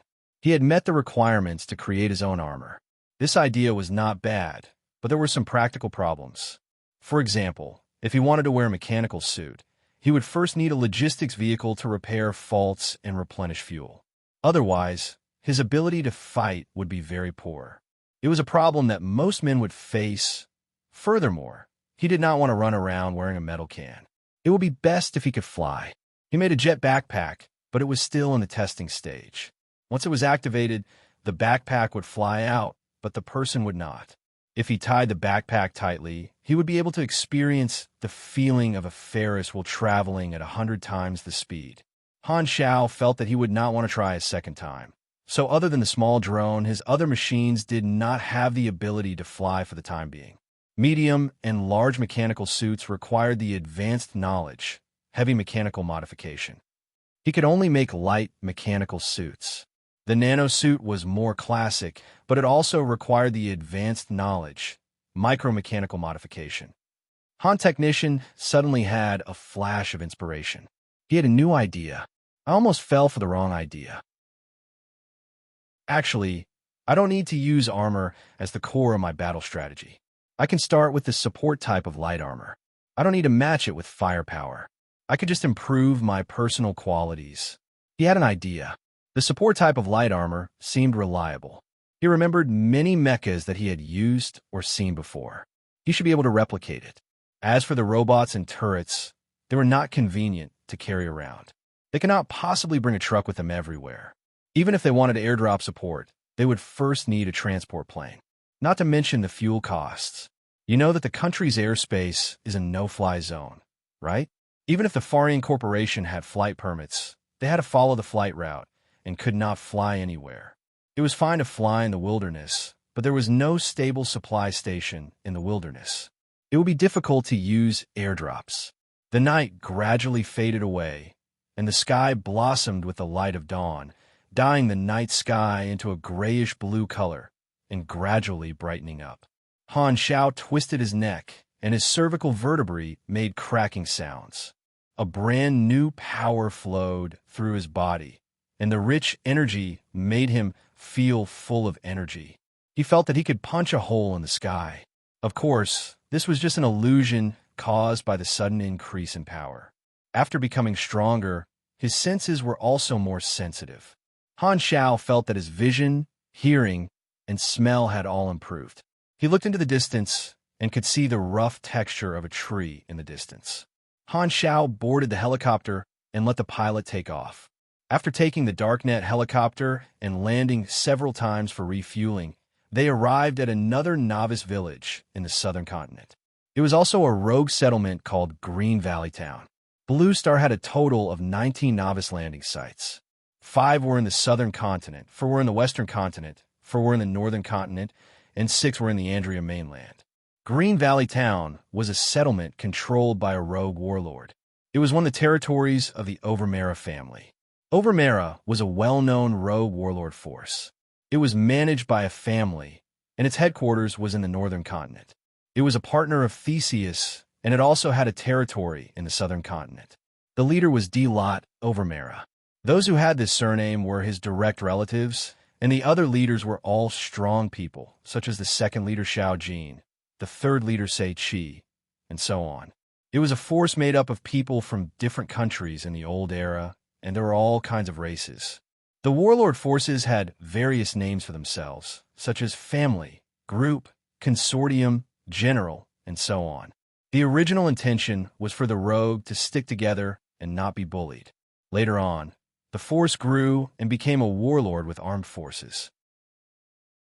They had a lot of authority in the wilderness, and many rogues would seek refuge in their territory. After all, the wilderness of Blue Star was not safe. What he needed to do now was to continue looking for players to gain experience. The time in the early stages was precious, so he did not rest after the battle and went straight to the novice village to find players. There were 3 situations where players could log in, log out, and revive. The first was to revive on the spot.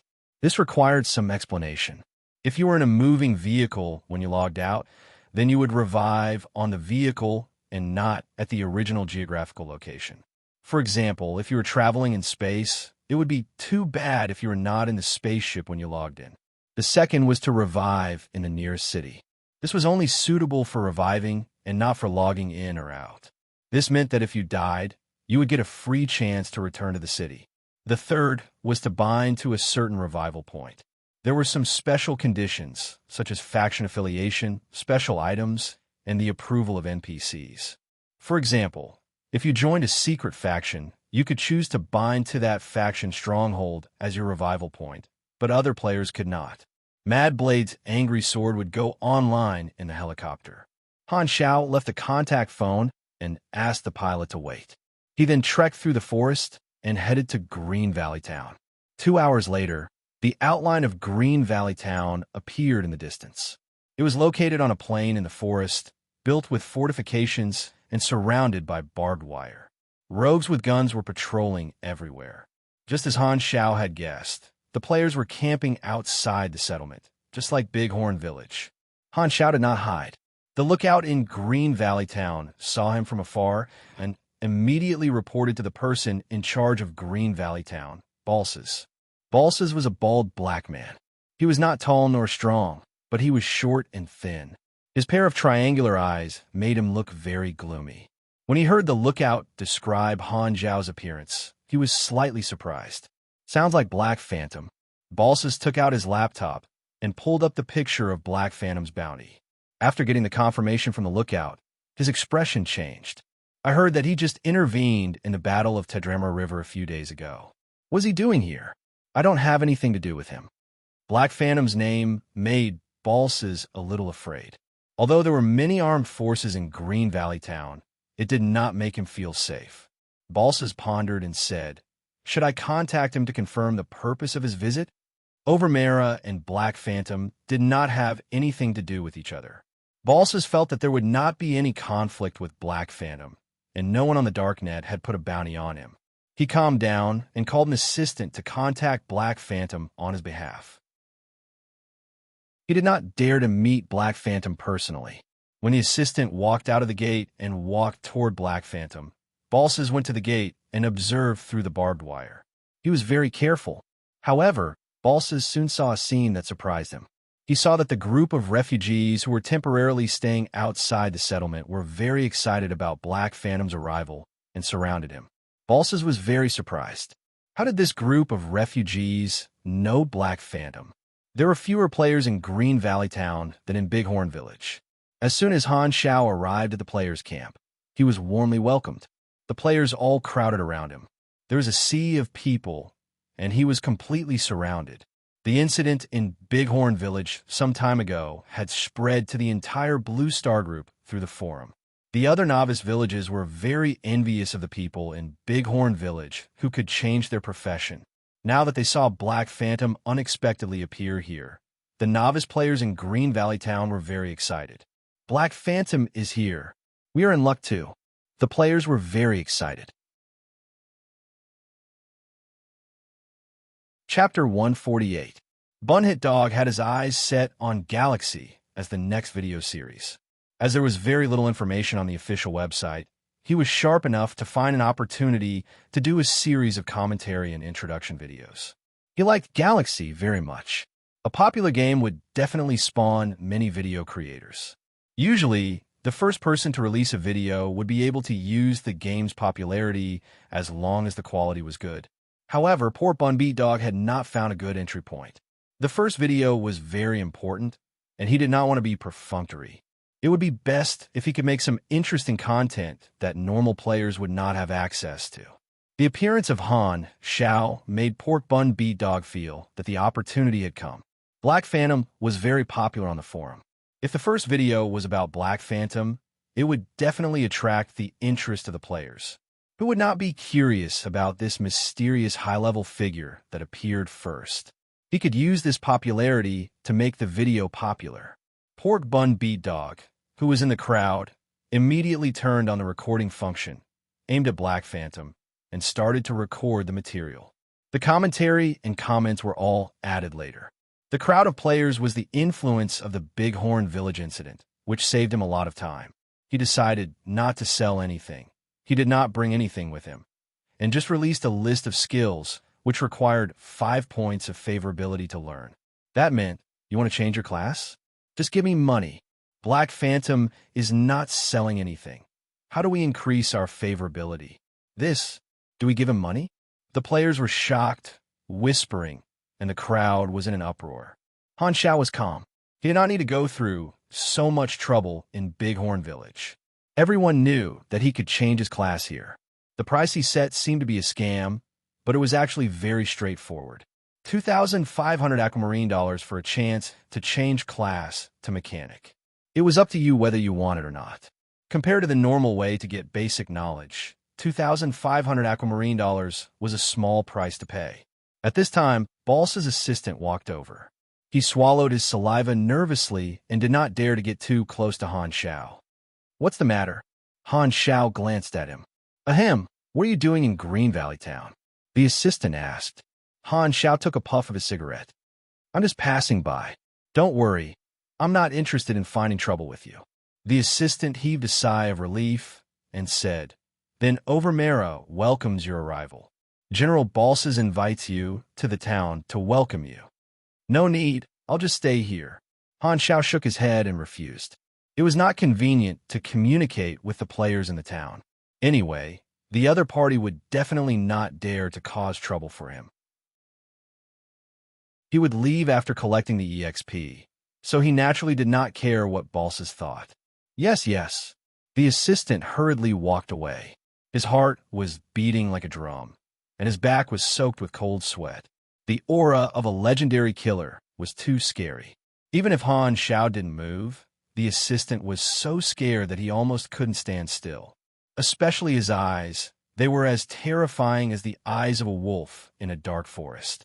Just being stared at by Han Xiao made the assistant's hair stand on end. This was one of the uses of legendary points. When negotiating with some forces, there would be some additional influence. When the assistant returned to town, Balsas asked, What did he say? The assistant told him everything in detail. Just passing by, Balsas frowned. The cloud of suspicion did not disperse for a long time. He felt that Black Phantom and the refugees outside had some secrets. After pondering for a while, he ordered, Get someone to keep an eye on Black Phantom. Report to me if there are any abnormalities. Also, get some information from those refugees. I have a feeling that Black Phantom is coming for them. On the other side, the players watched the whole conversation between Han Xiao and Balsa's assistant. Suddenly, they had a question. They had detection, so of course they knew Black Phantom's name. But how did the assistant know? Could it be that Black Phantom was very famous on this planet? Was he a big shot that everyone knew? The players were still at the stage of figuring out the background of Blue Star. The structure of the planet, background, and forces were still like a veiled beauty. They could only understand bits and pieces from the map. It was like scratching an itch through a boot. Suddenly, the players were very curious about Black Phantom's background. Figuring out the story of the planet and participating in it was one of the joys of the game.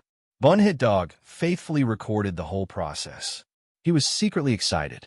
His intuition told him that this was definitely a great hidden element, an explosive point.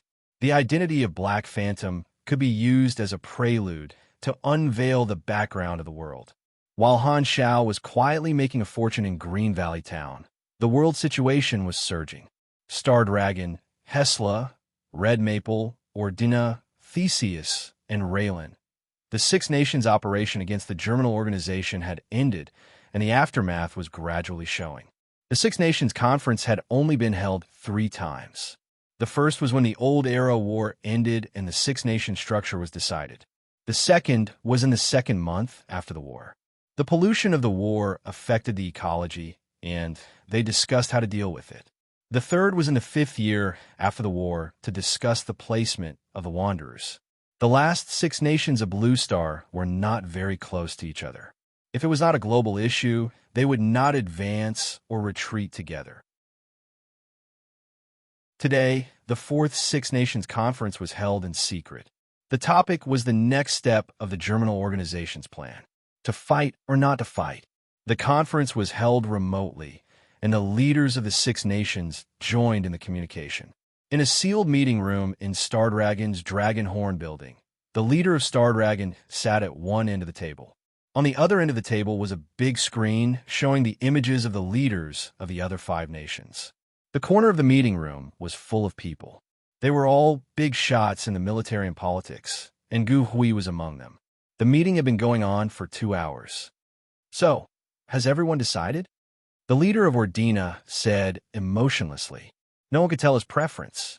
The leader of Theseus said in a deep voice, Raylan, Stardragon, and I agree to send out the troops. Hesla and Red Maple oppose. The leader of Ordina was silent for 3 seconds. I abstain. Everyone looked like they had guessed it. Gui did not change his expression. 3 votes in favor, 2 against, and 1 abstained. He had guessed this result. Theseus and Raylan were the most stubborn. Stardragon had the deepest hatred for the Germinal Organization and would definitely not let go of this opportunity. Hesla and Red Maple were not willing to spend money to start a war. Ordina looked like a bum following the crowd, but in reality, it was always scheming behind the scenes. The leaders discussed for another hour and decided on the general direction. In the end, they decided that the details of the expedition would be discussed by each country's military. The big screen went black, and the 3-hour-long meeting officially ended. The leaders in the meeting room looked serious. In a meeting just now, it was decided that the 6 nations would conduct a large-scale military operation on the same scale as the old Arrow War, an expedition to Andria. The 6 nations would advance and retreat together, attacking Andria from 6 directions and completely destroying the Germinal Organization. Chapter 149.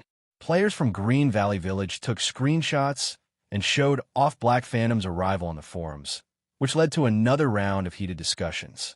It was Bighorn Village before, and now it's Green Valley Village. Will he go to the next novice location? Is this high-level character arranged by the game developers? The timing of his appearance is so strange. If he's a mechanic instructor, his whereabouts are too erratic.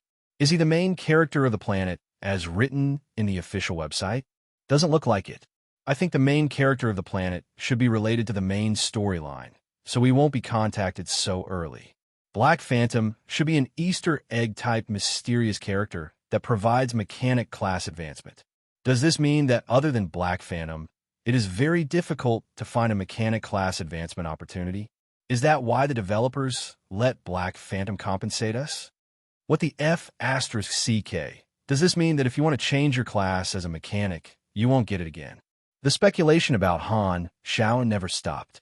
The popularity of Bighorn Village had not yet subsided, and he was once again promoted by the players from Green Valley Village. Han Xiao read quite a few posts with great interest and concluded that there were a few types of players' opinions of him. The first thought was that he was a mysterious businessman who appeared in the early stages to give benefits to the new players. This thought was supported by the most people. The second thought was that he was a mechanic instructor. The third thought was that he was an important storyline character who could trigger important missions. Because of this, Han Xiao had to deal with a bunch of players who wanted to trigger hidden missions every day. Maple Moon's example was exposed on the forums. The players all thought that as long as they showed hostility to the Germinal Organization, they could trigger his hidden mission. These people had all kinds of weird lines, and Han Xiao naturally rejected all of them. There were even players who thought that they were handsome and had high charisma and tried to take the great mechanic Han down with their looks. This was especially so for the female players. The leader of Sky Territory, Jade Green Sky, had once posted that women would have a favorable impression of Black Phantom, which caused Han Xiao to be surrounded by soft, gentle, and beautiful women. Han Xiao was indifferent to this. Do you think you don't have to pay just because you are good-looking? How naive. There were also some players who were very arrogant and actually tried to attack him. Han Xiao maintained the attitude of a doctor who violently corrected all diseases. As long as such players revived, Han Xiao would kill them. The game only refreshed the number of deaths every 6 days. This was the resurrection mechanism or the anti-addiction mechanism. Players who dared to attack were directly forced to go offline. This kind of lawless player in the game was obviously used to playing standalone games that could save and load files. When other people played online games, they would carefully and steadily develop, afraid that they would waste their account. Who would dare to be so rampant? No one sympathized with the players who were courting death.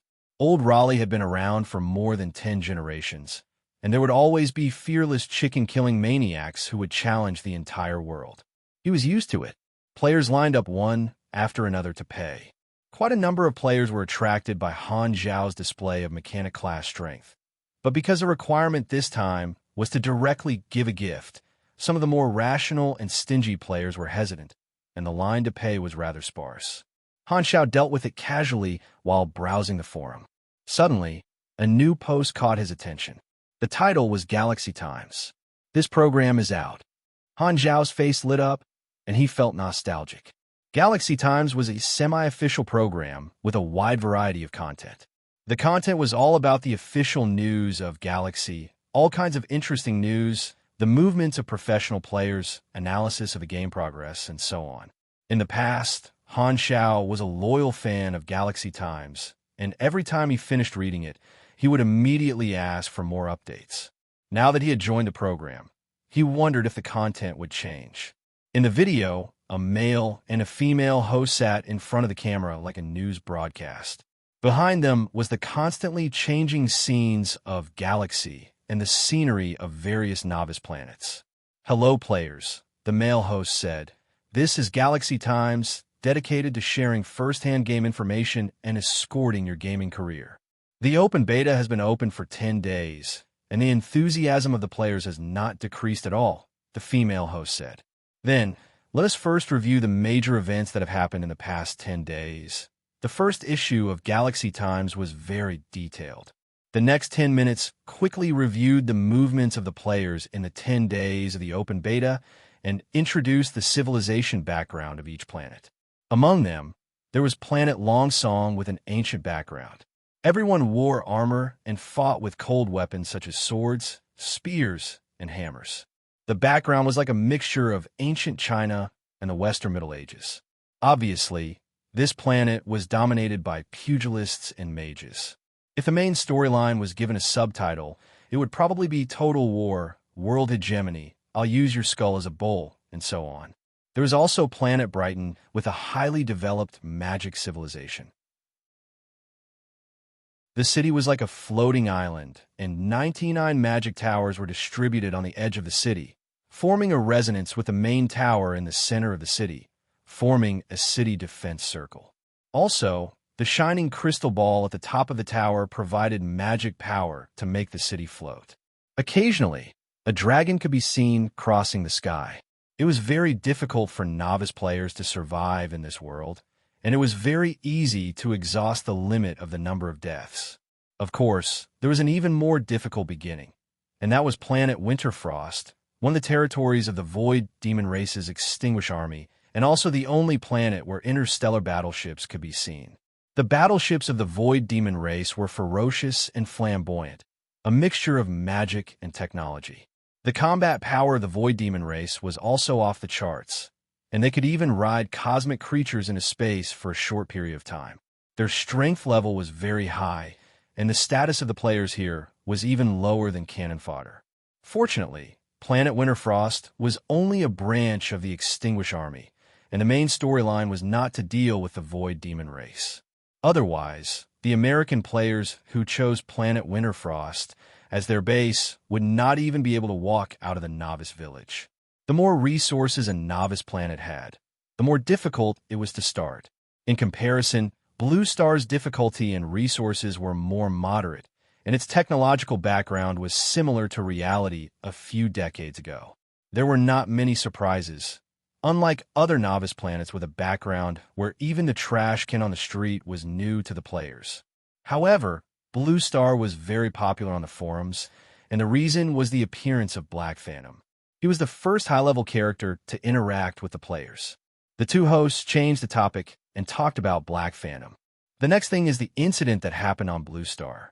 Friends who follow the forums know that Black Phantom is the first mysterious high-level character to appear in front of the players, and the players know very little about him. Chocho, what kind of role do you think he plays in the story of Blue Star?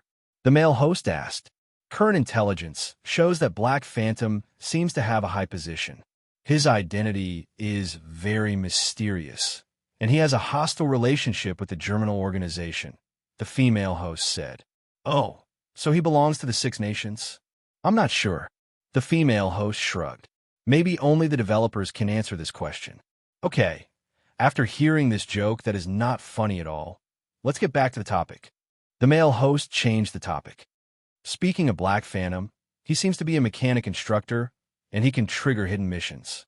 The latest intelligence shows that Black Phantom has appeared in Green Valley Town in the southern continent of Blue Star. So, friends who want to change class as a mechanic should seize the opportunity. Black Phantom is by far the easiest way to obtain the knowledge to change class. However, there have been different opinions on the forums recently. Some players who change class as a mechanic seem to be regretting it. The female host pretended to be surprised. There is such a thing. At this time, there was an argument in the bullet screen. Most players chose the class that they saw as strong, and when they were attracted to it and realized that the skills of the mechanic class were not as strong as they thought, they would naturally complain.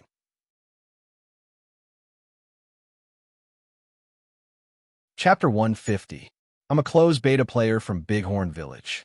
A few days ago, I was at Black Phantom's place and changed my class to mechanic.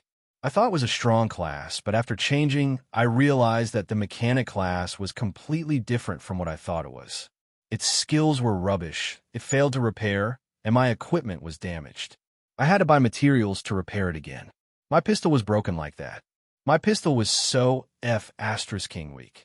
A public beta player who was 4 levels lower than me challenged me to a PK. He didn't have a main class, and his secondary class was a hunter. I fought with him 11 times, and I didn't win even once. I lost to a secondary class with a primary class, and I was 4 levels higher than him. The mechanic class was SH*T, and I could only be a life profession player. I was attracted by Black Phantom's video. I was F***ing fooled.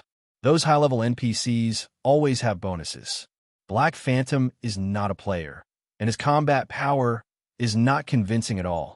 The mechanic class was unbearably weak in the early stages. Maybe it could be as strong as Black Phantom in the later stages, but it was behind the starting line in the early stages. It would take a long time to reach the level of others. Also, the mechanic class relied on machines to fight, and the materials to build machines cost money. This class was only for the rich, and it couldn't be played without money. The mechanic class has no future. My account is useless, and I can only delete it and start again.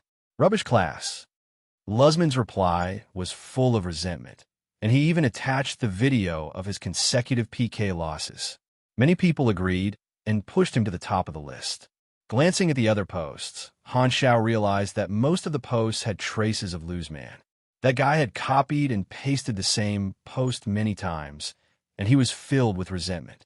This kind of behavior made many people feel disgusted, and some people also argued with Lusman. Han Xiao narrowed his eyes. He was not surprised. Players would find out sooner or later that the mechanic class was not suitable for combat in the early stages. Lusman was the first, but he would not be the last. These people who complained were attracted by him. They chose whichever class they thought was strong, and when they found out that it was completely different from the class they imagined, they felt cheated and were angry. There were also players who liked the mechanic class and ignored these arguments. Some people played games for fun, and some people played games to be the best. Lusman obviously belonged to the latter. These negative comments would more or less affect his business. There was only one chance to choose a main class, so the players would become more cautious, especially the first batch of players. Han Xiao shook his head. He still wanted to attract more players into the mechanic class and expand his market. It seems like I need to strengthen the players' confidence in the mechanic class. However, just displaying my strength is not enough. The program was still going on. The male host changed the topic and said, "We have obtained the first cut of the next unreleased promotional video from Shanghai. Please take a look." Another video played on the screen. Just like the official announcement of Galaxy, this promotional video focused on the battle scenes of various professions. The heavy armored knight's entire body was bursting with flames, and the tip of his spear burst forth with a chi aura. He collided with a group of Iron Shield guards, and the sound of the collision was like a clap of thunder. Shadows of people fluttered in the air. A race with horns on their heads controlled the elements. Flames coiled around their bodies like a long snake. The hooded magician started chanting, and a complicated light magic circle appeared under his feet. Dazzling magic light spurted out from his fingers. The bald, ascetic-like psychic controlled objects and released invisible mental attacks. The enemies surrounding him fell like wheat being cut down. Blood spurted out of their nostrils. The scene was very realistic. All kinds of lights and shadows were dazzling, making people's blood boil. This was the first cut of the promotional video, and it had not been finalized yet. The scenes were recorded by players from various novice planets. For the time being, only a few high-level characters showed their combat strength. It barely gathered the battle scenes of the 5 main classes. Among them, the mechanic class was the scene of Black Phantom. Han Xiao was the first high-level character to show his combat strength. There was a glimpse of Bighorn Mountain, part of the Battle of Tedrema River, sniper rifles, turrets, rangers, and even Mad Blade's angry sword were shown. The players who were watching finally came back to their senses. The bullet screen was full of comments to express their excitement and shock. I didn't expect to be chosen for the promotional video. Han Xiao was a little surprised. He still remembered the promotional video of this version in his previous life. The scene of the mechanic class was a process of manufacturing machinery. This made the players think that it was a logistics class. Of course, very few people changed to the mechanic class. According to the statistics of version 1.0, the proportion of mechanic class players was only 9.7%. His version of the promotional video would definitely attract a large number of players. The mechanic class would definitely not be as bad as before. It would attract more players. Even if there were regretful mechanic class players complaining on the forum, it would not have a big impact. The promotional video also increased his popularity, which was more effective than the players' praise. Han Xiao was very happy. He estimated that his popularity would rise again.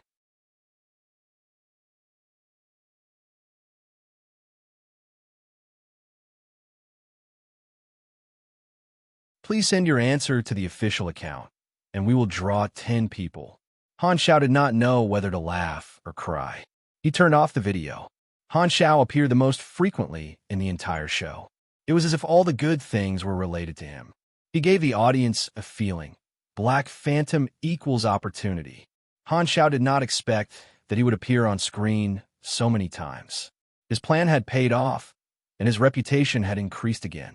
The direct effect was that after the show was broadcasted, more players came to change their class, and he earned a lot of EXP. Chapter 151. Before Han Zhao's arrival, Balsas had used a few meager resources to drive the players to hunt down the beasts. However, Balsas had discovered something strange. Every time the refugees went out to hunt, they would always come back unscathed. There was not a single casualty. Later on, he noticed something shocking. These refugees seemed to have the ability to resurrect themselves, so they would not truly die. This discovery shocked Balsas. If it was just one person with the ability to revive, he would not be surprised. However, it was unbelievable that a group of people had the ability to revive. Could it be that the ability was contagious? Just like the bear tribe in the myths, their saliva would contaminate the genes. How could they turn normal people into their own kind when they bit them? After some observation, Balsas realized that even a small profit could satisfy them. His mind suddenly became active. If I can get these weird refugees to become my subordinates, with their ability to revive, no enemy will be able to defeat me. I won't have to be afraid of Black Pine's people anymore. Although the refugees all had the ability to resurrect, their individual combat strength was very weak. Balsas had once asked the refugees about their origins, but the answers he received were all meaningless nonsense. No one could tell him anything. Balsas was a little conflicted about this, but it was not a big deal. He only wanted to use the refugees as cannon fodder. Their origins were not important, so he decided not to look into it for the time being. Instead, he was prepared to buy as much as he could. However, before he could do anything, Black Phantom arrived and was being chased by the refugees. Balsas immediately became alert. Black Phantom came specifically for this group of refugees. He also knew about the uniqueness of this group of refugees. Black Phantom was not to be trifled with, so Balsas decided to wait and see. However, an accident happened. The beasts living nearby attacked the town. Hordes of beasts that covered the mountains and plains attacked from the forest, causing the ground to rumble and shake. The majority of the beasts were gray devil wolves. Their fur was gray and black, and they were the size of wild cows. There were also thick purple pythons that were more than 10 meters long swimming among the wolves. Beast hordes were very common in the wild. It was a disaster that every settlement had to face. Balsas did not hesitate to order the town to be sealed off. He had the soldiers control the machine guns on top of the walls and defend against the hordes from above. The players who were left outside the town became a buffer zone. Balsas was glad that he had this group of refugees as cannon fodder. You have triggered an emergency mission, protect Green Valley Town. It wasn't just the players. Even the Han technician had received an emergency quest. The reward was only a few thousand EXP. Han Shao watched the players fight the monsters with great interest. Balsas realized that Han Shao had somehow climbed up the wall and was calmly looking at the battlefield below. Balsas's heart skipped a beat. Black Phantom was able to climb up the wall under the watchful eyes of so many people, which meant that he could easily approach him. He was indeed a meritorious assassin of the Darknet. His movements were silent and unpredictable. The players defended Green Valley Town and fought back with all their might. The scene was bloody. Fortunately, they had the support of the town's machine guns. The flames and gunshots never stopped. Otherwise, the players of this level would have been defeated. Han Shao paid attention to the performance of the players. At this time, Green Valley Town only had two main classes of players, Espers and Mechanics. He saw many Esper abilities that strengthen the body, such as super strength, endurance or speed, rapid self-healing, and elemental manipulation, such as gathering rocks to form armor. There were all kinds of strange Esper abilities. Although they were all low-level abilities and did not last long, they still managed to injure some gray devil wolves. Only the Esper player's performance was slightly better. The battle between the monsters and the players was chaotic. Some players recorded the battle and posted it on the forum. Han Shao narrowed his eyes, got up, and jumped down the wall. He decided to end the battle quickly. Activating the electromagnetic hover boots, Han Shao jumped into the battlefield as if he was stepping on a piece of slippery ice. Like a flash of black lightning, he went straight for a smaller gray devil wolf. This wolf was very old and had sparse fur. It was the leader of the pack, and Han Shao had noticed it when he was observing the battlefield. Han Shao did not plan to use sniping to deal with the monsters. He lacked AoE damage, and he had limited ammo. It was a good opportunity to test his LV-50 skills. Even if he was a mechanic, he could still crush these LV-20 monsters with his physical fitness. The beast tide was a common disaster in Blue Star. If it was a large beast tide that stretched as far as the eye could see, he would not be careless. It was very dangerous to be alone in a beast tide, and he would be attacked at all times. The beast tide in Green Valley Town was very small, only about 1,000 wolves and snakes. Han Shao had something to rely on, so he dared to show off. A few stronger gray devil wolves surrounded the Wolf King like guards. The old gray devil wolf king roared at Han Xiao, and the guards immediately pounced. Huge claws slapped toward him. Han Xiao was covered in magnetically controlled, retractable armor. He raised his arm to block the attack, creating a loud bang. A circle of dust rose under his feet as he blocked the attack of the gray devil wolf that was 4 to 5 times larger. His strength was 69, much higher than the LV-20 gray devil wolf. His 5 fingers grabbed the gray devil wolf's claws, and his fingers dug into the flesh. He threw the gray devil wolf behind him, and a small hole was smashed in the ground by the huge body of the wolf. The wolf immediately let out a painful cry. Seeing this scene, the players' hearts skipped a beat. It was like a dwarf throwing a normal person over his shoulder. The scene was very shocking. Han Xiao felt the strength of his body, and he was overjoyed. His fists were like a pile driver, landing on the bodies of the gray devil wolves one after another. Bang, bang, bang. The force went deep into the organs of the gray devil wolves. Every punch was a crushing force. The gray devil wolves that were close to him were sent flying. They stood up shakily and pounced again, but they were sent flying again. The places where they were hit were left with purple bruises. The surrounding wolves rushed to protect the Wolf King. Han Zhao's vision was completely blocked by the gray devil wolves. Their sharp claws and teeth attacked him from all directions. The scale-like magnetically controlled retractable armor created sparks, but it was impossible to break through. Han Xiao had to bear the force from all directions, and it was difficult for him to move. It is indeed not easy to carve a bloody path out of the beast tide. Han Zhao's eyes flashed, and he activated the repulsive field actuator. A powerful force erupted with him as the center, and the surrounding wolves were all sent flying. The gray devil wolves that were further away were knocked over, and they rolled on the ground together. The path ahead was smooth. Han Xiao buckled his toes and charged toward the Wolf King at full power. The wind blew past his ears, and the distance between them was closed in the blink of an eye. He casually blocked the Wolf King's desperate bite, twisted the Wolf King's head with both hands, and flipped the Wolf King to the ground. He pressed his knee on the Wolf King's abdomen and pinned it to the ground.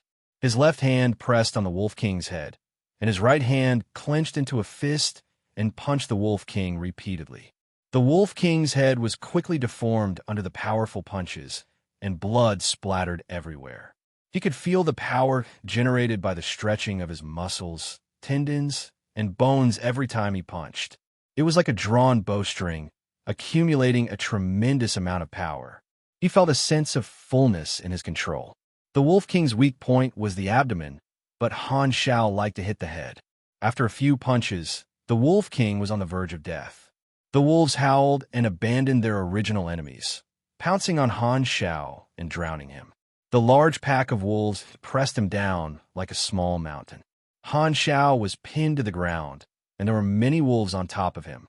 The stench of the gray devil wolves entered his nose clearly. Han Xiao frowned, and he almost choked on the smell. His sensitive senses faithfully analyzed the components of the smell.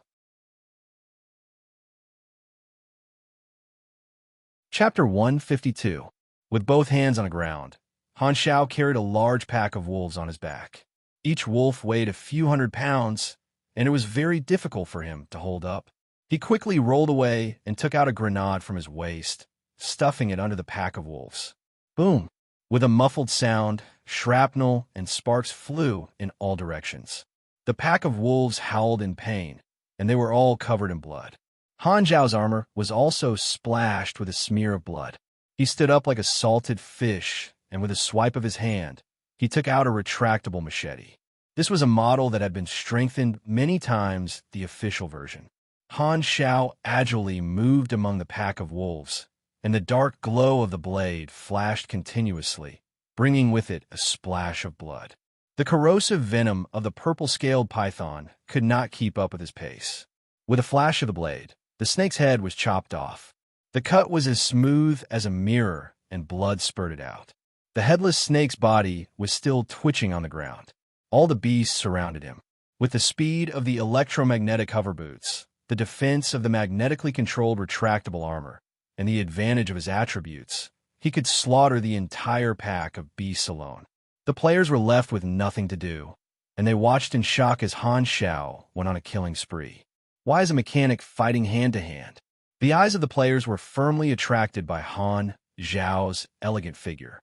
Although they wanted to complain, they could not deny that close combat was really cool. It changed most people's view of the mechanic class. It turned out that only long-range shooters were considered mechanics. Close combat was also very fierce. Furthermore, the close combat style was very distinct, and it felt completely different from pugilists. Mad Blade Angry Sword finally came online. Panting, he arrived outside the town and saw the scene of the beast attack. This was also the first time he saw Han Xiao show off his skills. At this moment, he felt that he had found a guiding light. This was the fighting style that he liked. Just look at his ID. Choosing to follow Han Xiao was the right choice. Mad Blade Angry Sword almost could not suppress the excitement in his heart. He had really made the right choice back then. It was not just Mad Blade. Many players who had been affected by the discussions on the forums and were hesitant to change their class had also rekindled their interest in the mechanic class. After slaughtering countless wolves and snakes, Han Xiao's field of vision suddenly became empty. He discovered that the pack of wolves was slowly retreating while whimpering. The pack of purple-scaled pythons was also spitting out their tongues and fleeing. Soon, they had all retreated, leaving behind corpses that dyed the soil bright red. He took a deep breath and wiped off the bloodstains on his armor.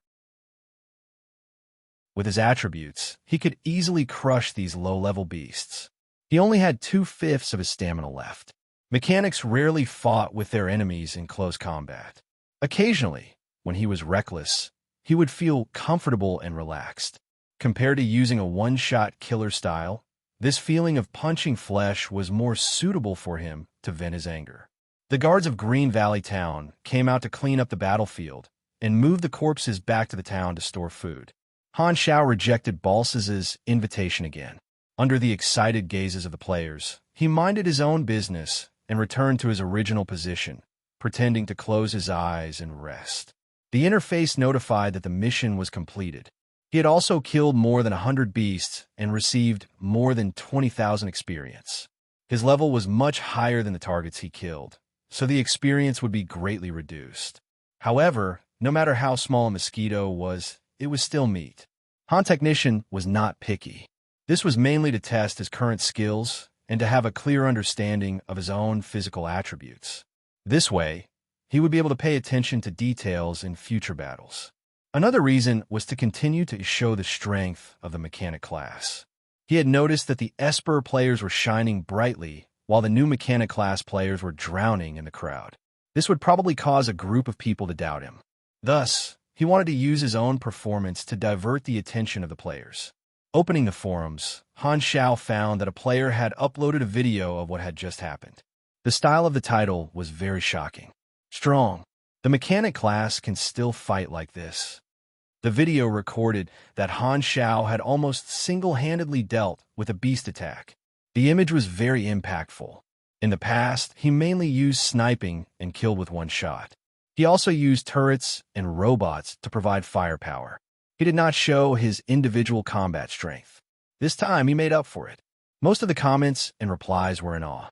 However, he found that there was another reply at the bottom of the post that had been manually pinned to the top. Looking at the ID, it was that lose man again. The tone was very harsh. Black Phantom is indeed very strong, I don't deny that. However, the mechanic class is really trash. Pay attention to the beginning of the video. The Espers are the backbone of the battle against the Beast Horde, while the players who have changed their class to mechanic class can only shoot from the sidelines. They're completely useless. This video should be recorded by a mechanic class player. Other than the mechanics who can only slack off, I don't think the other players have the time to do this during battle. Also, stop posting videos of Black Phantom. This bastard is trying to trick me into playing the mechanic class again. As he continued reading, the replies were divided into support and opposition. Han Xiao smacked his lips. He was a little annoyed. Loseman was not letting go of this point and was affecting his business. The player's attention was attracted by the argument, so the effect of him showing his strength was greatly reduced.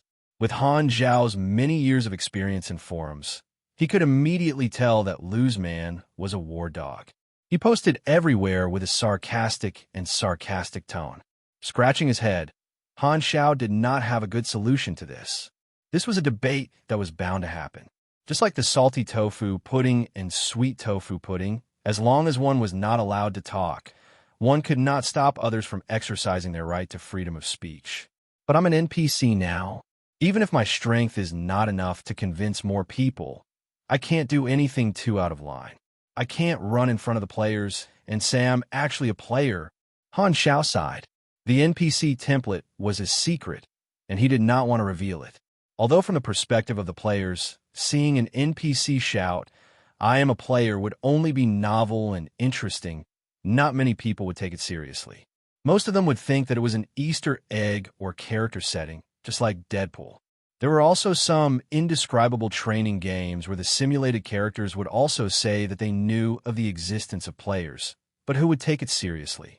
Those who took it seriously had already been corrected by Yang Technologies. Before the smell of blood dispersed, Madblade, who had been observing from the sidelines for a while, ran over from afar. As soon as he appeared, he attracted the attention of the players. Galaxy Times broadcasted his movements, and Madblade became a little famous and was recognized immediately. The players around whispered and were very envious. Isn't this the professional player that the show was talking about? He was shown in the promotional video. He does have a special relationship with Black Phantom. I also want to trigger Black Phantom's hidden storyline. Madblade came to Han Zhao's side. Han Zhao valued this candidate with potential. He still had some conscience. He did not mind making Madblade look bad in front of the NPCs, but he did not have the heart to do that in front of the players. After all, Madblade was a professional player, and his image was still very important. Han Zhao casually set some normal quests, and Madblade was disappointed when he received the quests. Gathering resources? So boring, I might as well dance. Han Zhao's mouth twitched. Habits are really scary. At this time, a player with the ID Laughing Blade walked over and said, "Madblade." Madblade's face fell when he saw this person. He said in a low voice, "It's you. You're here to play Galaxy 2. Why not play Tale of Wuxia?" It's not that challenging. Laughing Blade smiled.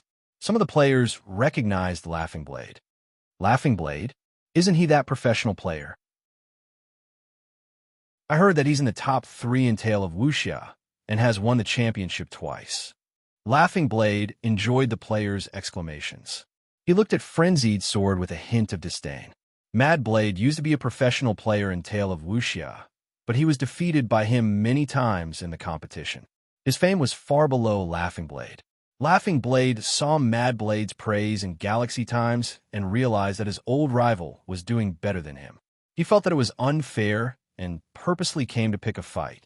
He did not have good intentions when he took the initiative to greet Madblade. After a few words, he pretended to be natural and said, "Since we've met, let's PK.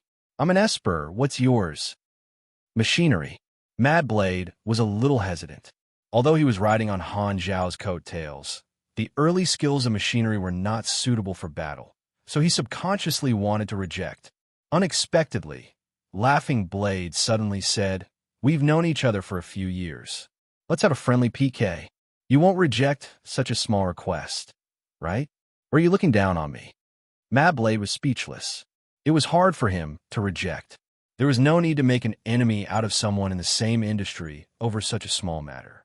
Laughing Blade laughed coldly in his heart. He was just using words to pressure Frenzied Sword. He was afraid that Frenzied Sword would reject him. Frenzied Sword had gained some popularity in Galaxy, and he wanted to take advantage of it. Once one gained fame, they would easily become the prey in the eyes of others. If he defeated Madblade, he might be able to reduce his fame. If he defeated a professional player who had been on the show, he would also gain some fame. Laughing Blade was very confident. His Awaken Esper ability was not bad. The basic application was to gather earth and rocks to form armor on the surface of his body. It was more of a defensive type and was not afraid of guns. He felt that he had a good chance of winning. Even if he lost, he could test the gap between them. After all, he would not die. Laughing Blade felt that this was a good deal. Furthermore, he looked at Black Phantom with a burning gaze. Chapter 153. Han Shao watched with interest. Laughing Blade? I don't remember him. He probably didn't make a name for himself in Galaxy. Mad Blade was going to be a god-level player in the future, but right now, he was lowering his head in front of Laughing Blade. This scene made him feel a sense of déjà vu, and it reminded him of his own past. Back then, there was a time when the leveling business was declining, and he could only find a way to earn some money. He joined a small studio to earn some money for them, but that studio always delayed and deducted his salary. Every time he asked, they would reject him. The boss of the studio took advantage of his big business. When Han Shao quarreled with the studio for the 9th time, the boss acted like a big wolf in front of him. He told Han Shao to do what he wanted, but if he didn't, he could scram. Then, he chased after him until his level dropped to 0. What else could Han Shao do? He was also in despair. He could only use his main account to let the boss know why the flowers were so red and why he was so flirtatious. He directly killed the studio until it was on the brink of bankruptcy for a few consecutive weeks, earning a reasonable amount of compensation for mental damage. Blackmail in the game was not illegal. Sigh, the happy times are gone forever. Han Shao took a puff of his cigarette. He felt a sense of melancholy, as if he had been through a vast ocean and could not find water. Mad Blade could only agree to Laughing Blade's request. He was now LV11, which was above the average level of the players. Other than the repair and enhancement skills of the mechanic class, he only knew basic shooting and close combat skills. Han Shao knew Mad Blade's strength very well. His eyes flashed, and he called Mad Blade, "Come here." Mad Blade was a little confused. He moved closer, and Han Shao took off a thermoelectric incisor glove and secretly passed it to him. Looking at the attributes of the glove, Mad Blade's breathing stopped. He was shocked and surprised. "I'm lending it to you. You have to return it." Han Shao dispelled Mad Blade's unrealistic illusion. Mad Blade was still very touched. He did not choose the wrong person. He actually received such benefits. Was he afraid that I would lose and embarrass him? After putting on the gloves, Mad Blade and Furious Sword gained confidence. They stood 15 meters away from Laughing Blade and Sword, ready to make a move.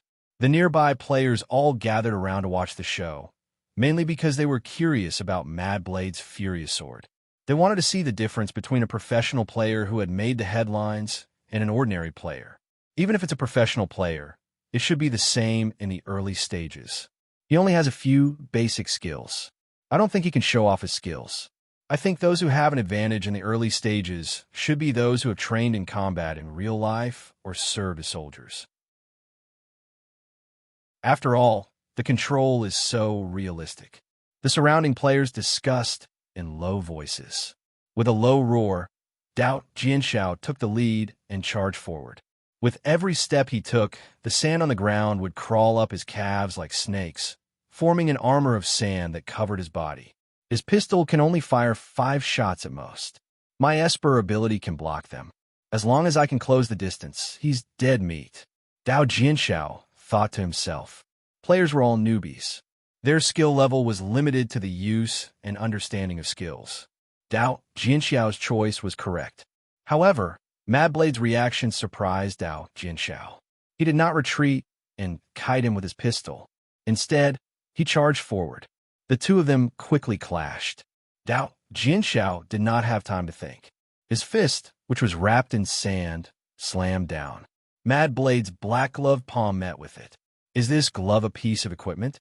Just as Dao Jianshao had this thought, he suddenly felt a burning pain. He was shocked to find that his HP had dropped to 0. His vision turned black, and he died from start to end. This PK only lasted 3 seconds. Only Mad Blade's Furious Sword was left in the arena. The wind blew at his sleeves. He was expressionless, looking very much like a lonely expert. The surrounding players were dumbfounded. They could not react in time. This is an instant kill? That's too fast. That's too strong. No wonder he can be on Galaxy times. Could it be that the hidden quest gave him such a huge lead? Both of them were newbies. Logically speaking, their combat strength should be about the same. It would take at least 4 or 5 shots to kill them. Furthermore, Dao Jianxiao's Esper ability was clearly to increase his defense. Some players recalled Dao Jianxiao's performance when facing the beast attack. He could hold on even when surrounded by 2 gray devil wolves. However, he actually died after exchanging blows with Mad Blade. What kind of attack power was that? Everyone stared at Frenzied Sword's glove with envy. That's a piece of high-level equipment. A mechanic can make something like that? I thought they could only make guns. I want one too. Not long after, the revived Dao Jianxiao ran over. His expression was ugly as he said, unhappily, "We agreed to have a friendly spar." Why did you? He originally wanted to ask why he killed him, but he felt that it would be too embarrassing and did not say it out loud. After defeating his old rival, Mad Blade's furious sword felt proud. He chuckled and said, "Sorry, I didn't know you were so fragile." His words made Dao Jianxiao so angry that his chest tightened. "You're blaming me for being fragile when you die? What a loss." Dying once and losing a lot of EXP made Dao Jianxiao's heart ache. He originally thought that the PK would end there, but he did not expect to be killed instantly. Furthermore, he was forced to the point where he could not blame Mad Blade's furious sword. After the crowd dispersed, Mad Blade's furious sword obediently returned the glove to Han Xiao. He hesitated and asked, "Han, Black Phantom, are you selling this glove?" Han Xiao glanced at him, opened the shop list, and added thermoelectric incisor gloves. It was priced at 80,000 and had a favorability of 15 points. This pair of gloves was a spoil of war he had obtained from Rose Militant. After learning the prerequisites, he had reverse-engineered the blueprint of the thermoelectric incisor gloves. After spending some EXP, he could already make his own gloves. Mad Blade's furious sword was suddenly motivated. He clenched his fists excitedly. This type of close combat mechanical equipment was his favorite. "I can't afford it now, but I'll be able to buy it sooner or later." At this time, Dao Jianxiao suddenly came over. He looked at Han Xiao with burning eyes and said, "Black Phantom, I heard that you are an enemy of the Germinal organization. I want to join you." During this period of time, there were all kinds of guesses about triggering Black Phantom's hidden quest on the forums. They believed that as long as one showed an attitude of being an enemy of the Germinal organization, there would be a chance of triggering Black Phantom's hidden quest. Many players guessed the lines, but Han Xiao had already heard them many times in the short time he had been in Green Valley Town. He rejected all of them. This made the players finally have a reliable guess. Black Phantom's hidden quest depended entirely on probability. Being weak was the truth. Dao Jianxiao was just trying his luck. Han Xiao raised his eyebrows and said, "Oh, you seem to be quite good. There's a way." Dao Jianxiao was pleasantly surprised. Mad Blade's furious sword's heart skipped a beat. He became nervous and felt an inexplicable sense of sourness. "But you seem to be lacking a little." Han Xiao suddenly changed the topic. He waved his hand and rejected Dao Jianxiao's offer. Dao Jianxiao did not manage to catch his breath. He was speechless for a long time. His expression was angry, and he was jealous of Mad Blade's furious sword. He cursed in his heart, "This guy is really lucky." Mad Blade's furious sword heaved a sigh of relief and became happy again. Han Xiao saw Mad Blade's reaction and wanted to laugh. He was like a man who had almost been cuckolded. What kind of bullsh asterisk T description is that? What would that make me? Han Xiao hurriedly shook off this bullsh asterisk T thought. The EXP on the interface had accumulated quite a lot. The next day, all the interested players in Green Valley Town would be done with their class change. Han Xiao prepared to leave the next day. While he was collecting EXP, someone recorded the battle between Mad Blade's furious sword and Dao Jianxiao and posted on the forums. Lu's Man was a player born in Bighorn Village. He won the closed beta opportunity through lottery. He had been saving money and did not change his class. He wanted the strongest class. Until the open beta, when he saw Black Phantom's performance, he was immediately attracted and wanted to change his class to the mechanic class. Other players used missions to increase Black Phantom's favorability, but Loseman could not hold back and spent 5 points to increase his favorability. Among the 5 basic knowledges that Black Phantom taught him, he learned Basic Weapon Study, which was the one with the most suitable name. However, Loseman soon realized that the mechanic class was not as strong as what Black Phantom showed. After losing in PK, he felt that he was cheated. This class was as weak as a dog. However, he did not want to give up his closed beta account. He asked the customer service if he could change his class. The result was, of course, no. This made him furious. What a waste of his luck to get the closed beta opportunity. His account was ruined. Loseman was so angry that he wanted to vent his anger on the forums. He posted everywhere. No matter what the topic was, he wanted to copy the comments that he made about the mechanic class and tell all the players that the mechanic class was trash. The players argued in his replies, and Loseman was satisfied. This was his original intention. He wanted to spread the word, and he liked the feeling of being valued.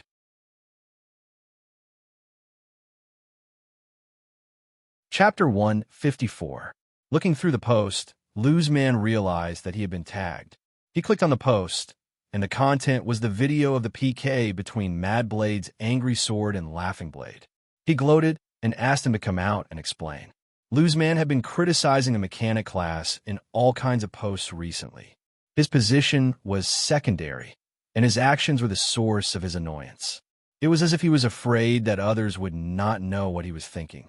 He forced others to watch it, which was very annoying and annoying. Loseman, a mechanic killed an Esper, come out and explain. After watching the video, Loseman immediately retorted, "This is just an example.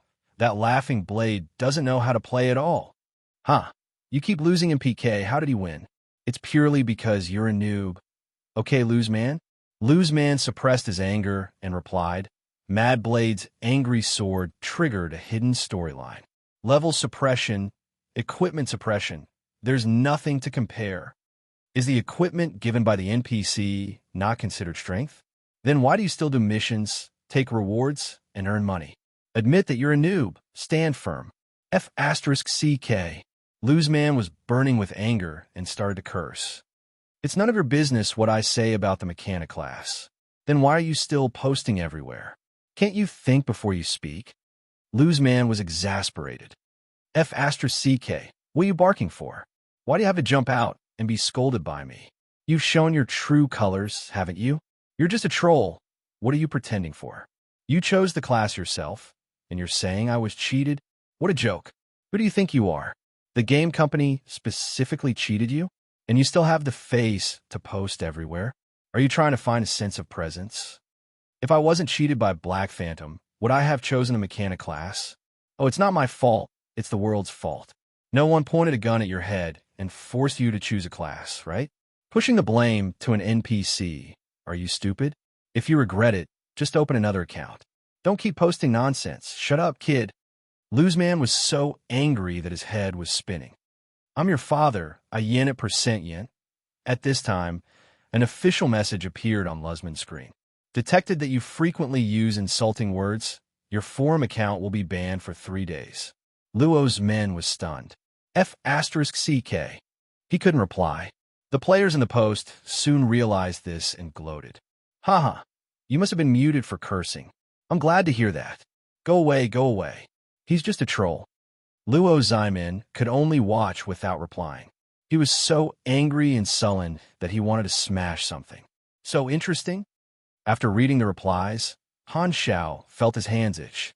Unfortunately, he couldn't post anything. Back in the day, he liked to watch and participate in people's catfights on the forum. This was a good way to pass the time. However, there were also some people who got really angry as they tore at each other. These people were too naive. They couldn't do anything to others when it came to arguing online, but if they couldn't win in theory, they could just start scolding. If they wanted others to admit defeat, they might as well pray for the national football team to make it to the next round. They could just treat this as entertainment. Most of the things on the internet were fake and couldn't affect their lives. Han Xiao used to be a power leveler and was also scolded by others. He ate and drank every day. When he had nothing to do, he would say a few words to the people who tore at each other. It was to refresh himself and brighten up the whole day. Seeing that the players were active on the forum, and he could only be a spectator, Han Xiao felt lonely like snow. He missed the days when he had a verbal battle with a group of scholars. Although he always felt that the phrase verbal battle with a group of scholars was too dirty. Looking at the time, it was almost dusk. The battlefield had been cleaned up. Han Xiao heard the sound of engines coming from afar. He looked up and saw a few off-road vehicles driving over from the dirt road. Green Valley Town opened the gate, and Balsas stood by the gate, personally welcoming the vehicles in. The insignia of the Overmera on the vehicles. Han Xiao thought. The off-road vehicles drove into the town. Armed guards got off and surrounded an exquisitely dressed man. Xiao Wei, the messenger sent by the second leader of the Overmera, Xiao Jin, came to the southern continent to find the germinal organization's bounty target, Zero. As early as half a year ago, the Overmera family found that the bounty target, Zero, looked exactly the same as the missing Han Xiao. Thus, Xiao Jin sent people to search for him. However, for a long time, they found nothing. Xiao Rui was the leader of the search team.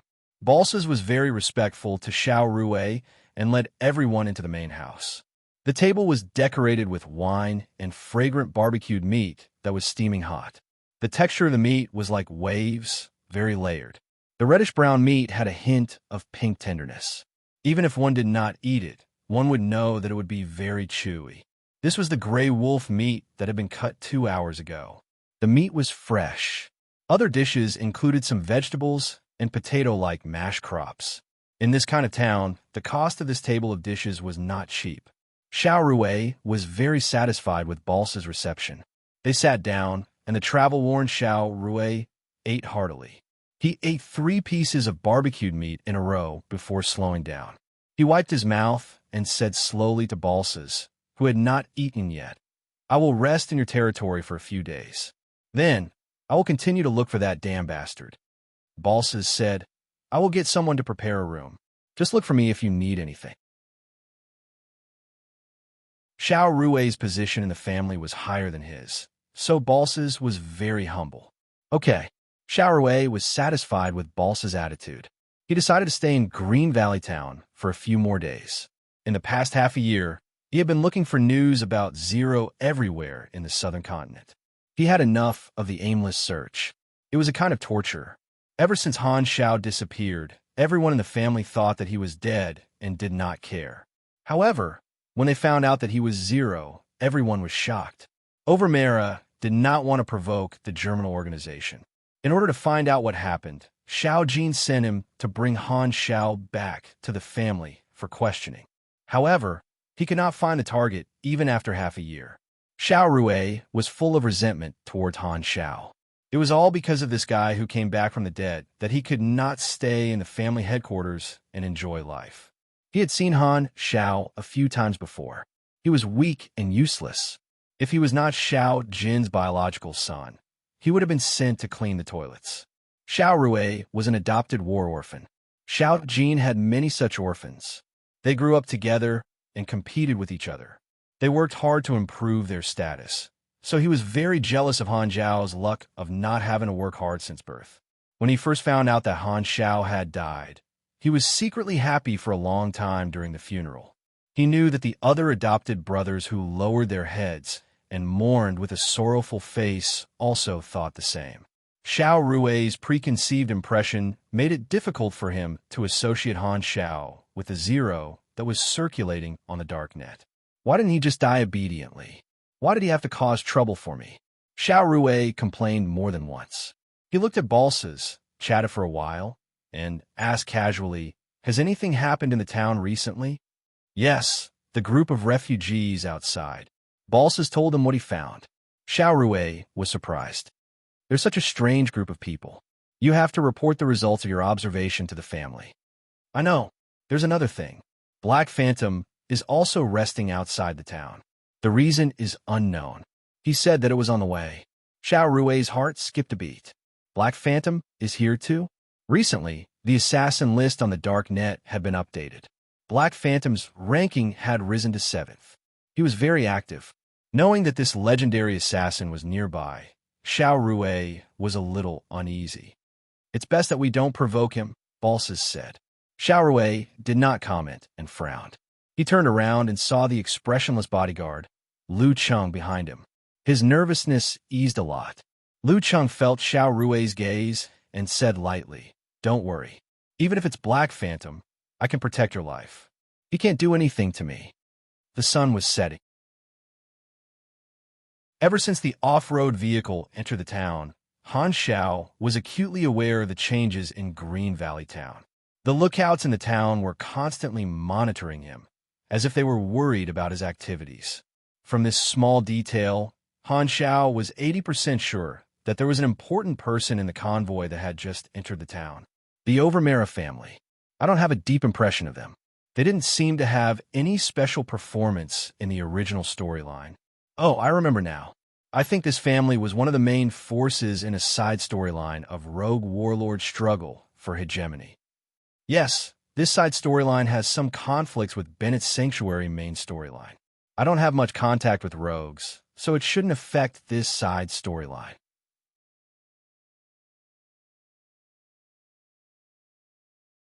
Chapter 155. Han Xiao was looking forward to becoming a participant of the main mission and joining as a partner. The mission should be different from the other players. Overmera seemed to be his hidden enemy. Han Xiao rubbed his chin and said to himself, "I'll see when the time comes. I'm not in a hurry now. This is just a small territory."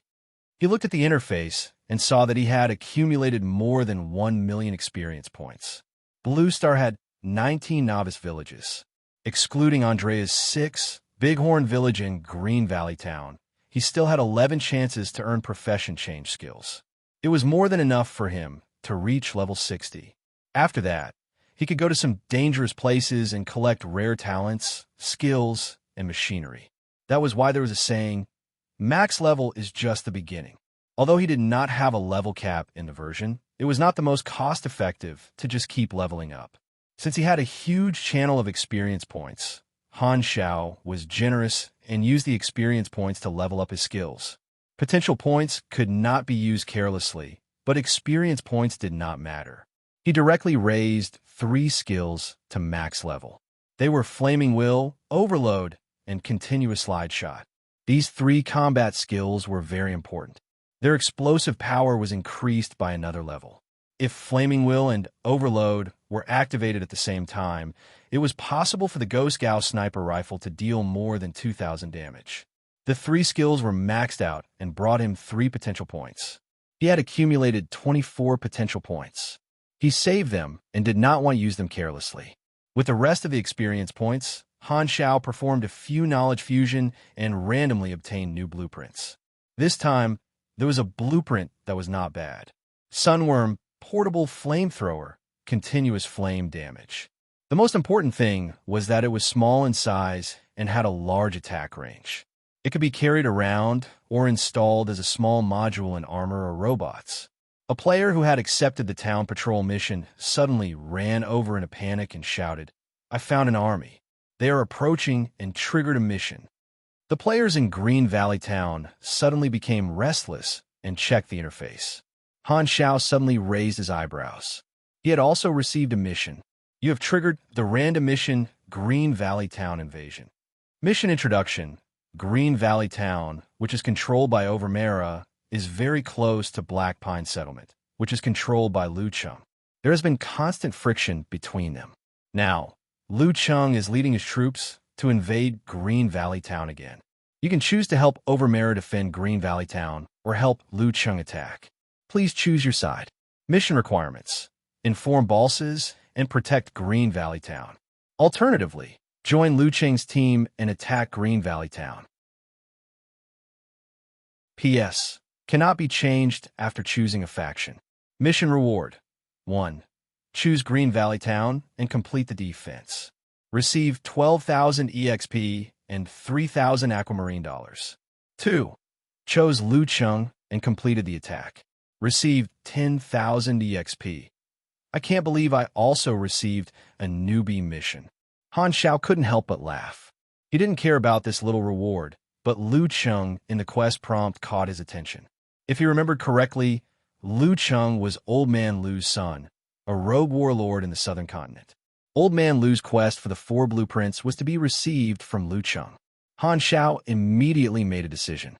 As long as he came in contact with Lu Cheng, he would know when the hidden quest would begin. He had been drooling over the 4 rare blueprints for a long time. Let's wait and see if the leader is Lu Cheng himself or his subordinate. Han Xiao took out his sniper rifle and oiled it. He was very relaxed, completely different from the busy players around him. This urgent mission made the players move. Some people directly chose to defend Green Valley Town, which had a higher reward, and went to inform the guards. Some players just watched. Balsas received the notification and jumped out of his lover's bed in surprise. He hurriedly put on his clothes and quickly walked to the town's watchtower. The watchtower was built with stones and bricks, and the top was covered with weeds as a canopy. He picked up his binoculars and saw smoke rising on the road in the distance. An armed convoy was quickly approaching. The armed forces were several times stronger than Green Valley Town. Damn it, those bastards from Black Pine are here again. Balsas cursed. His triangular eyes were very gloomy. Green Valley Town was only a branch of Overmera, and Lu Cheng was a local rogue warlord in the southern continent. His influence was even greater. Black Pine was Lu Cheng's headquarters, and Green Valley Town was located dozens of miles away from Black Pine. It was located at a strategic location. Lu Cheng had been eyeing it for a long time. He had tried to invade it a few times, but he did not expect to launch an attack today. Xiao Rui came to Balsas' side and pointed at the black mass of players outside the town. Don't worry, don't we have cannon fodder? Balsas' eyes lit up. With this group of strange, undying refugees, he could offset Lu Cheng's advantage in armed forces.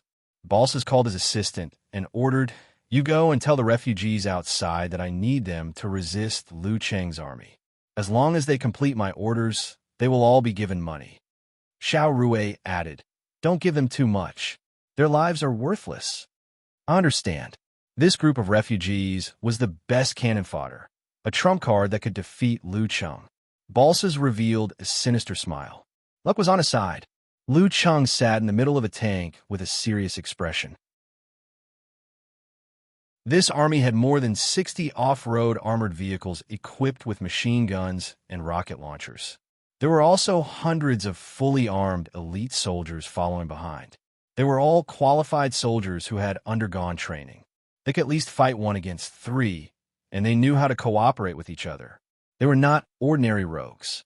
Lu Cheng had been eyeing Green Valley Town for a long time. This town was located at a strategic pass in the Black Pine settlement. How could he allow others to sleep there? Only by taking down the town would he have no worries. This time, we must take down Green Valley Town. As the troops neared Green Valley Town, Lu Cheng immediately saw the densely packed crowd surrounding the town. They were dressed in rags and looked like a group of refugees guarding the town. Lu Cheng's face immediately sank, and a trace of anger flashed in his eyes. Despicable bastards, using refugees as cannon fodder. He let the armored convoy stop far away from the town, just outside the range of the town's machine guns. The smoke and dust quickly dissipated, and the tracks left behind on the dirt road emitted a burnt smell. The friction caused the air to distort. The players who chose to stand guard gripped their weapons tightly and waited. The cold armored vehicles and the densely packed gun barrels made many people a little nervous. They secretly swallowed their saliva, and the sweat on their foreheads glistened under the sunlight. Many of the spectating players were puzzled. Didn't they say that they could choose their faction? It seemed like they were about to fight, and there was no time to choose. Balsas, you want to use these pitiful people to block my gunfire? Lu Cheng took out a loudspeaker, and his voice spread far and wide. The town could hear it clearly. My people can easily tear them apart. Do you want me to use my blood to color your territory? Balsas popped his head out from the town's wall with a cold smile. Lu Cheng frowned and looked at the group of refugees in ragged clothes. He said in a deep voice, "I will give you a chance to leave. You don't have to die." But he found that the refugees did not waver after a while. Are these people not afraid of death?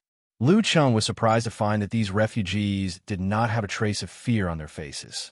He hesitated and did not order to attack. Balsas could vaguely guess the values of this group of refugees. They disregarded life and only cared about profit. When he saw Lu Cheng hesitating, he was somewhat pleased.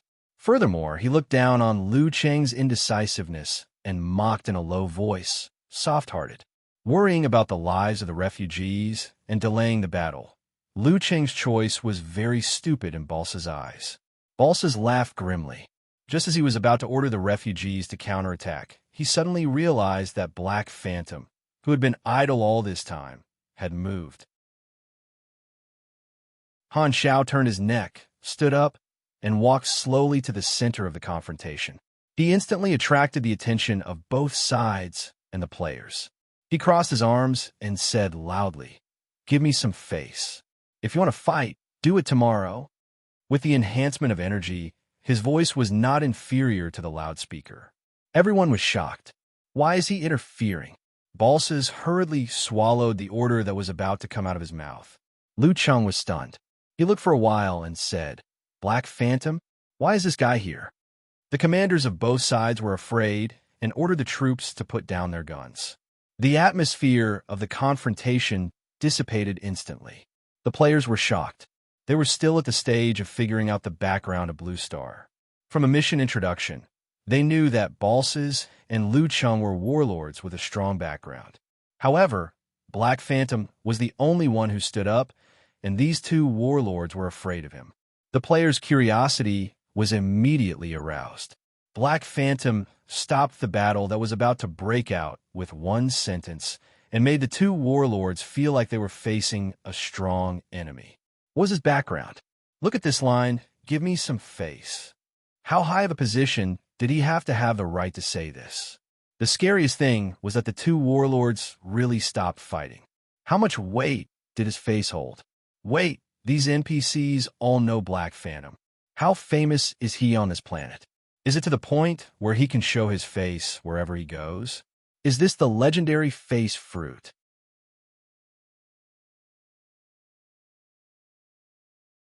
Chapter 156. Retreat and Set Up Camp. Lu Cheng took a deep look at Han Xiao and glanced at the refugees. He ordered his troops to set up camp in the distance. The players were in an uproar. Some of the players who had not chosen the mission camp were observing. From the current situation, it seemed that Green Valley Town had a higher chance of winning. The sky darkened. Han Xiao came to Lu Cheng's camp. The guard saw Han Xiao approaching and raised their guns nervously. "Relax, I'm going to talk to your leader," Han Xiao said. The guard were still holding their guns, not daring to let Han Xiao enter the camp. At this time, Lu Cheng heard the commotion and walked over. He said in a deep voice, "Let him in." If Black Phantom wanted to kill him, there was no need to inform him. It seemed that Black Phantom had other intentions. Lu Cheng asked the guards to back off and led the way into the camp that had just been set up. Behind Han Xiao were Mad Blade and Angry Sword. Lu Cheng sat down casually. He was not worried that Han Xiao would threaten his life. He crossed his hands and held his chin. He said in a deep voice, "The famous Black Phantom appeared in such a small place. I don't know why you intervened.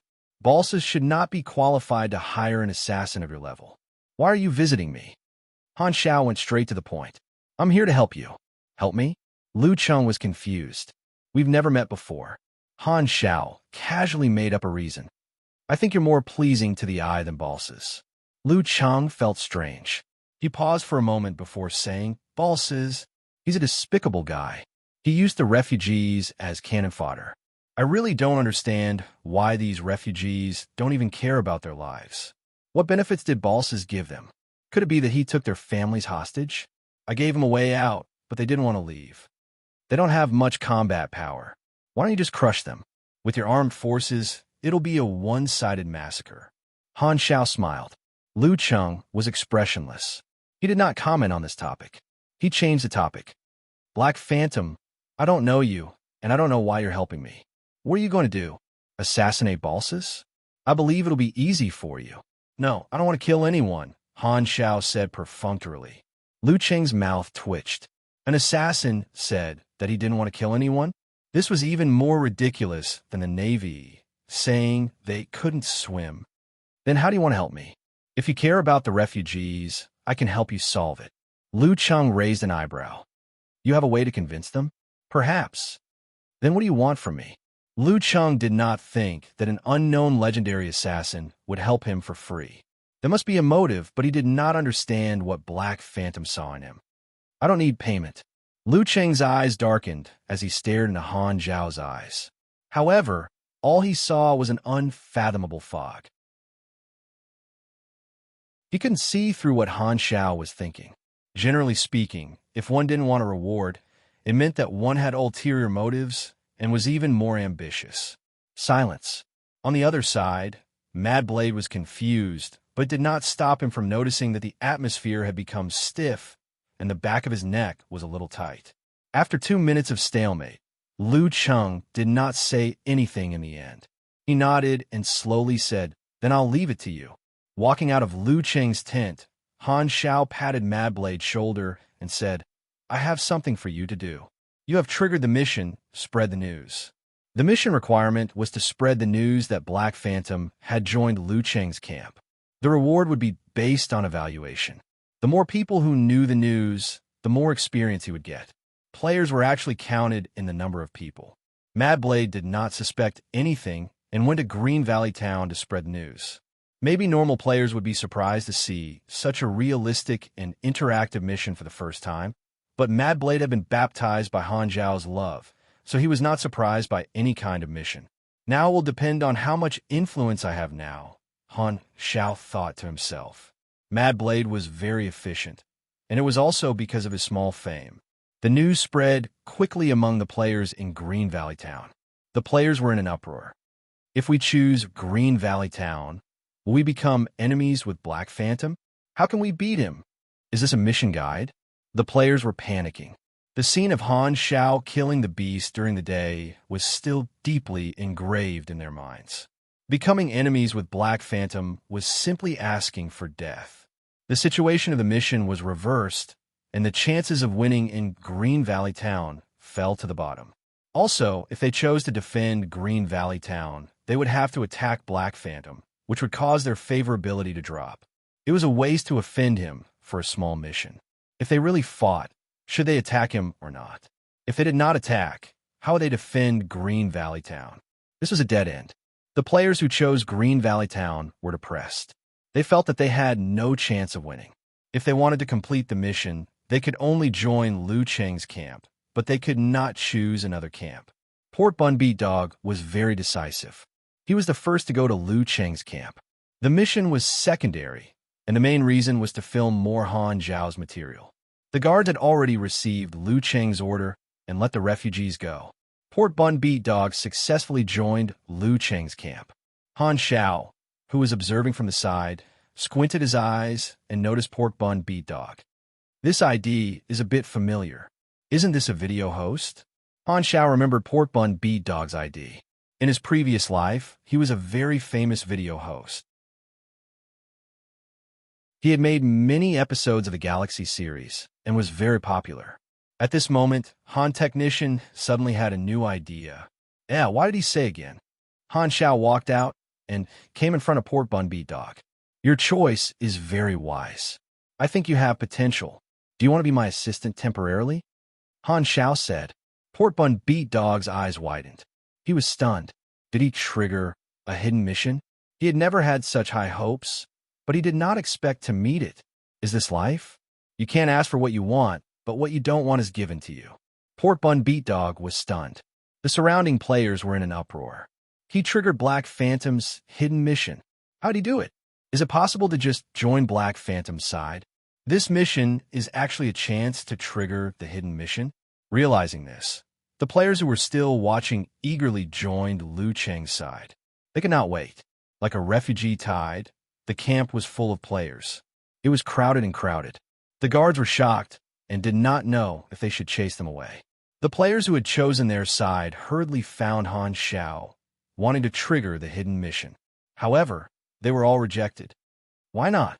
Could it be that only the first person to join the camp can trigger the hidden mission? This was the most likely guess. The players who were one step slower wanted to knock their heads on the ground. They felt like they had bought a lottery ticket and were notified that they had won 5 million, only to be called 3 minutes later to say that they had called the wrong number. They originally had the opportunity to be the first person to try, but this opportunity was taken away by Pork Bun Beat Dog. He was a step too slow and missed a good opportunity. The players thumped their chests and stamped their feet. Han Xiao brought the excited Pork Bun Beat Dog to one side and increased his favorability by 5 points. He secretly planned how to make use of Pork Bun Beat Dog. Bringing a player who made video games was like bringing a reporter with him. He would have a channel to freely pass information to the players. Selectively giving the players some information and only telling the players what he wanted them to know was very beneficial to him. After experiencing the baptism of information explosion, controlling public opinion was like having a weapon in hand. It could discredit the opponent, guide the public opinion, and help to shape his own image. There were too many examples. The news broadcast was like this. Seems like I'm playing more and more high-end games. Han Xiao was very happy. He wrote a follow mission with a generous reward and threw it to Pork Bun Beat Dog. Then he took out a phone that could be used to contact him and handed it to Pork Bun Beat Dog. He reminded him not to lose it. Pork Bun Beat Dog nodded and kept the phone solemnly. Now, there were 2 players following him, Pork Bun and Madblade. Han Xiao's mission quota was enough. After the second evolution, the quota for each level increased from 300 to 500. In other words, when he was at level 40, the amount increased to 12,000. Now, it had doubled to 25,000. In total, the total amount was 50,000. The amount of rewards he could give to the players had increased. Han Xiao did not have any news to spread for the time being. He first gave Pork Bun the contact number. There would be a time when it would be useful in the future. Now, I have 3 players in mind, Madblade, Maple Moon, and Pork Bun. The number is a little small. I need to expand the backup team. Han Xiao's vision was higher. He would rather go without than have something substandard. His quota was destined to be an elite. If he could absorb the top few experts in the China region into his team, then it would be too profitable. However, Han Technician felt that this possibility was slim. Those super experts all had their own personalities.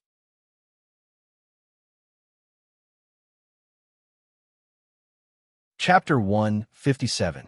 Balsas rushed to the watchtower and saw a large number of refugees swarming into Lu Cheng's camp.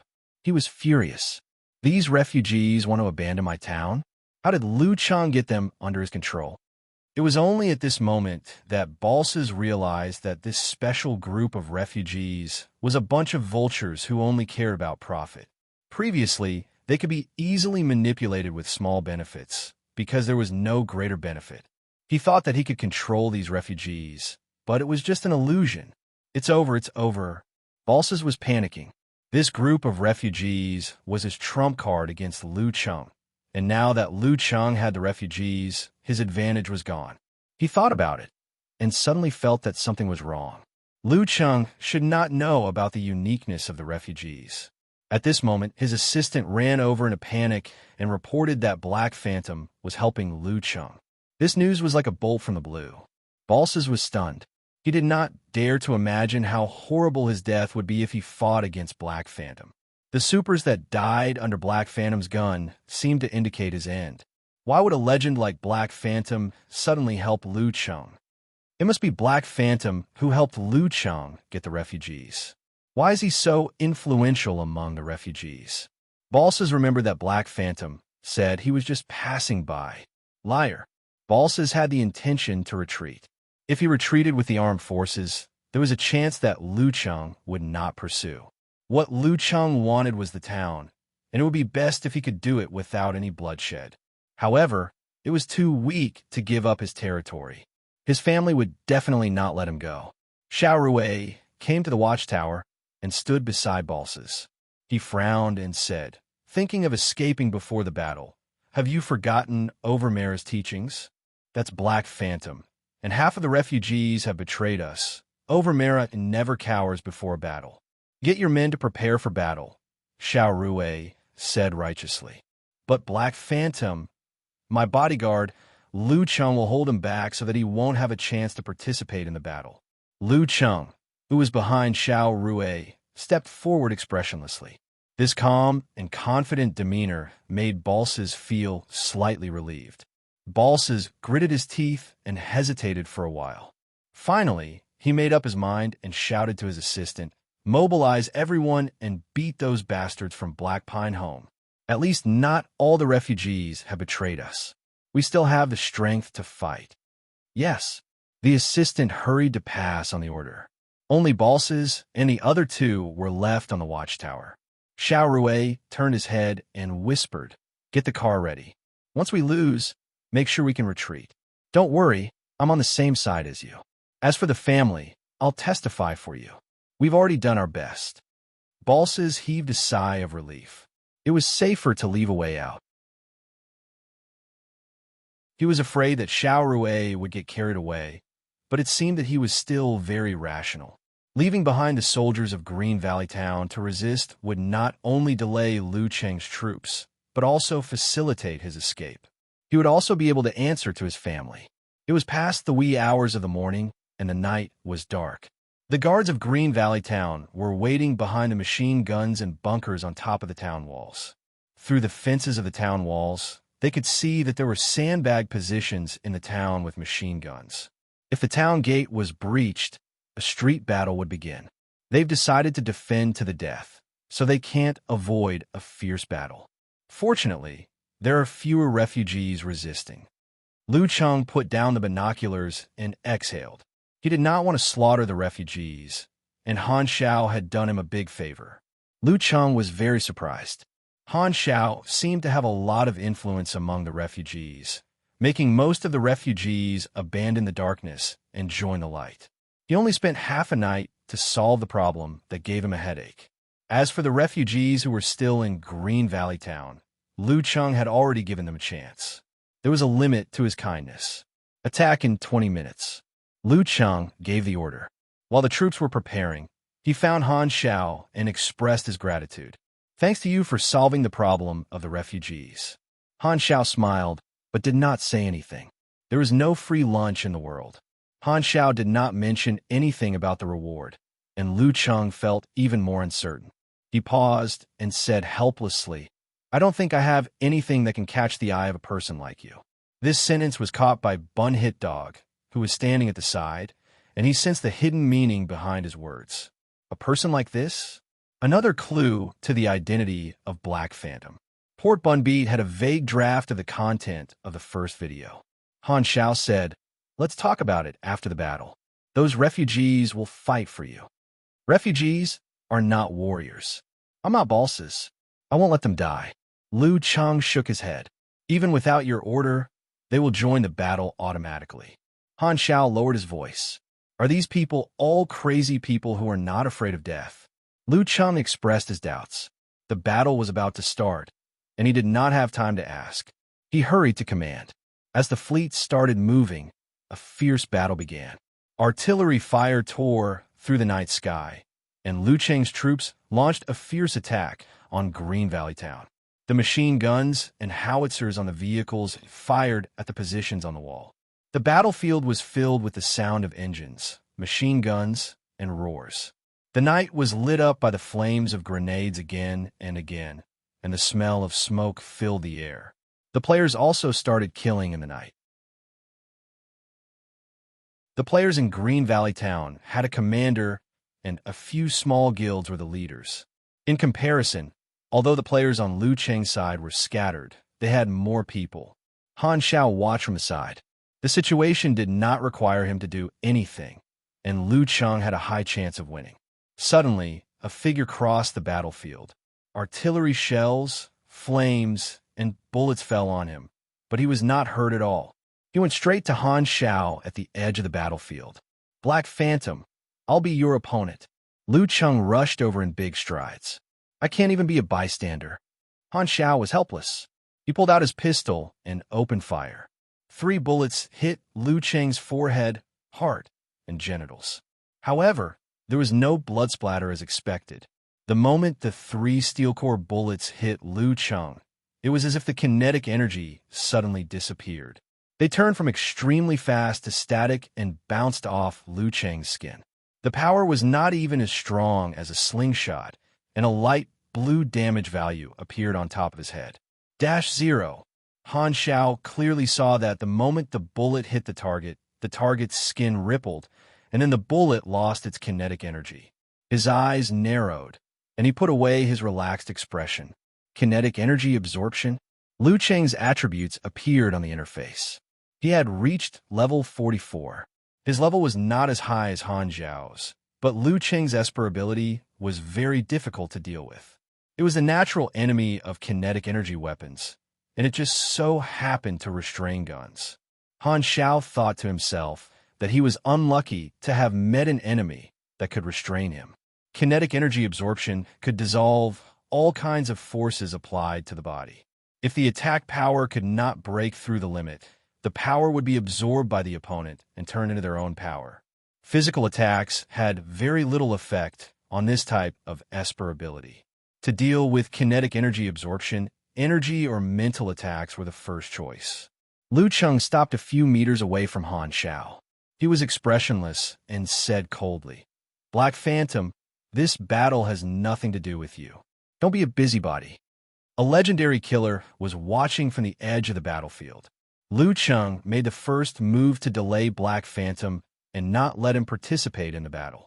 Han Zhao's answer was 2 bullets that hit Liu Cheng's eyes.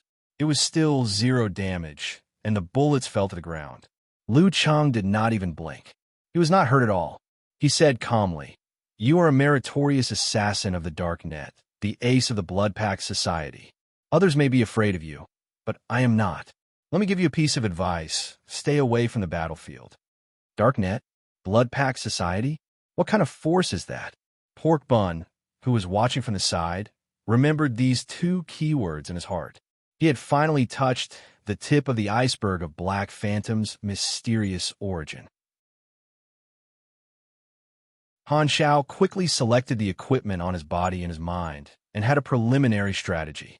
He stomped his feet, and the electromagnetic hover boots lit up with a blue light, which made him retreat quickly. His hands touched his waist like a phantom and pulled out 2 berserk eagles. He skillfully changed the magazine with one hand and opened fire. The bullets hit beside Liu Cheng's feet, and poisonous gas filled the air. Liu Cheng noticed the poisonous gas and frowned. He held his breath and charged forward. He had absorbed a lot of kinetic energy from the guns when he was crossing the battlefield, and it spurted out from the soles of his feet. He was like an unstoppable tank, and he caught up with Han Xiao. He gathered a huge amount of kinetic energy and headbutt Han Xiao's chest. Bang! You're tuning in to the Warrior Lore YouTube channel. Don't forget to subscribe and join us on this journey to catch the most captivating stories.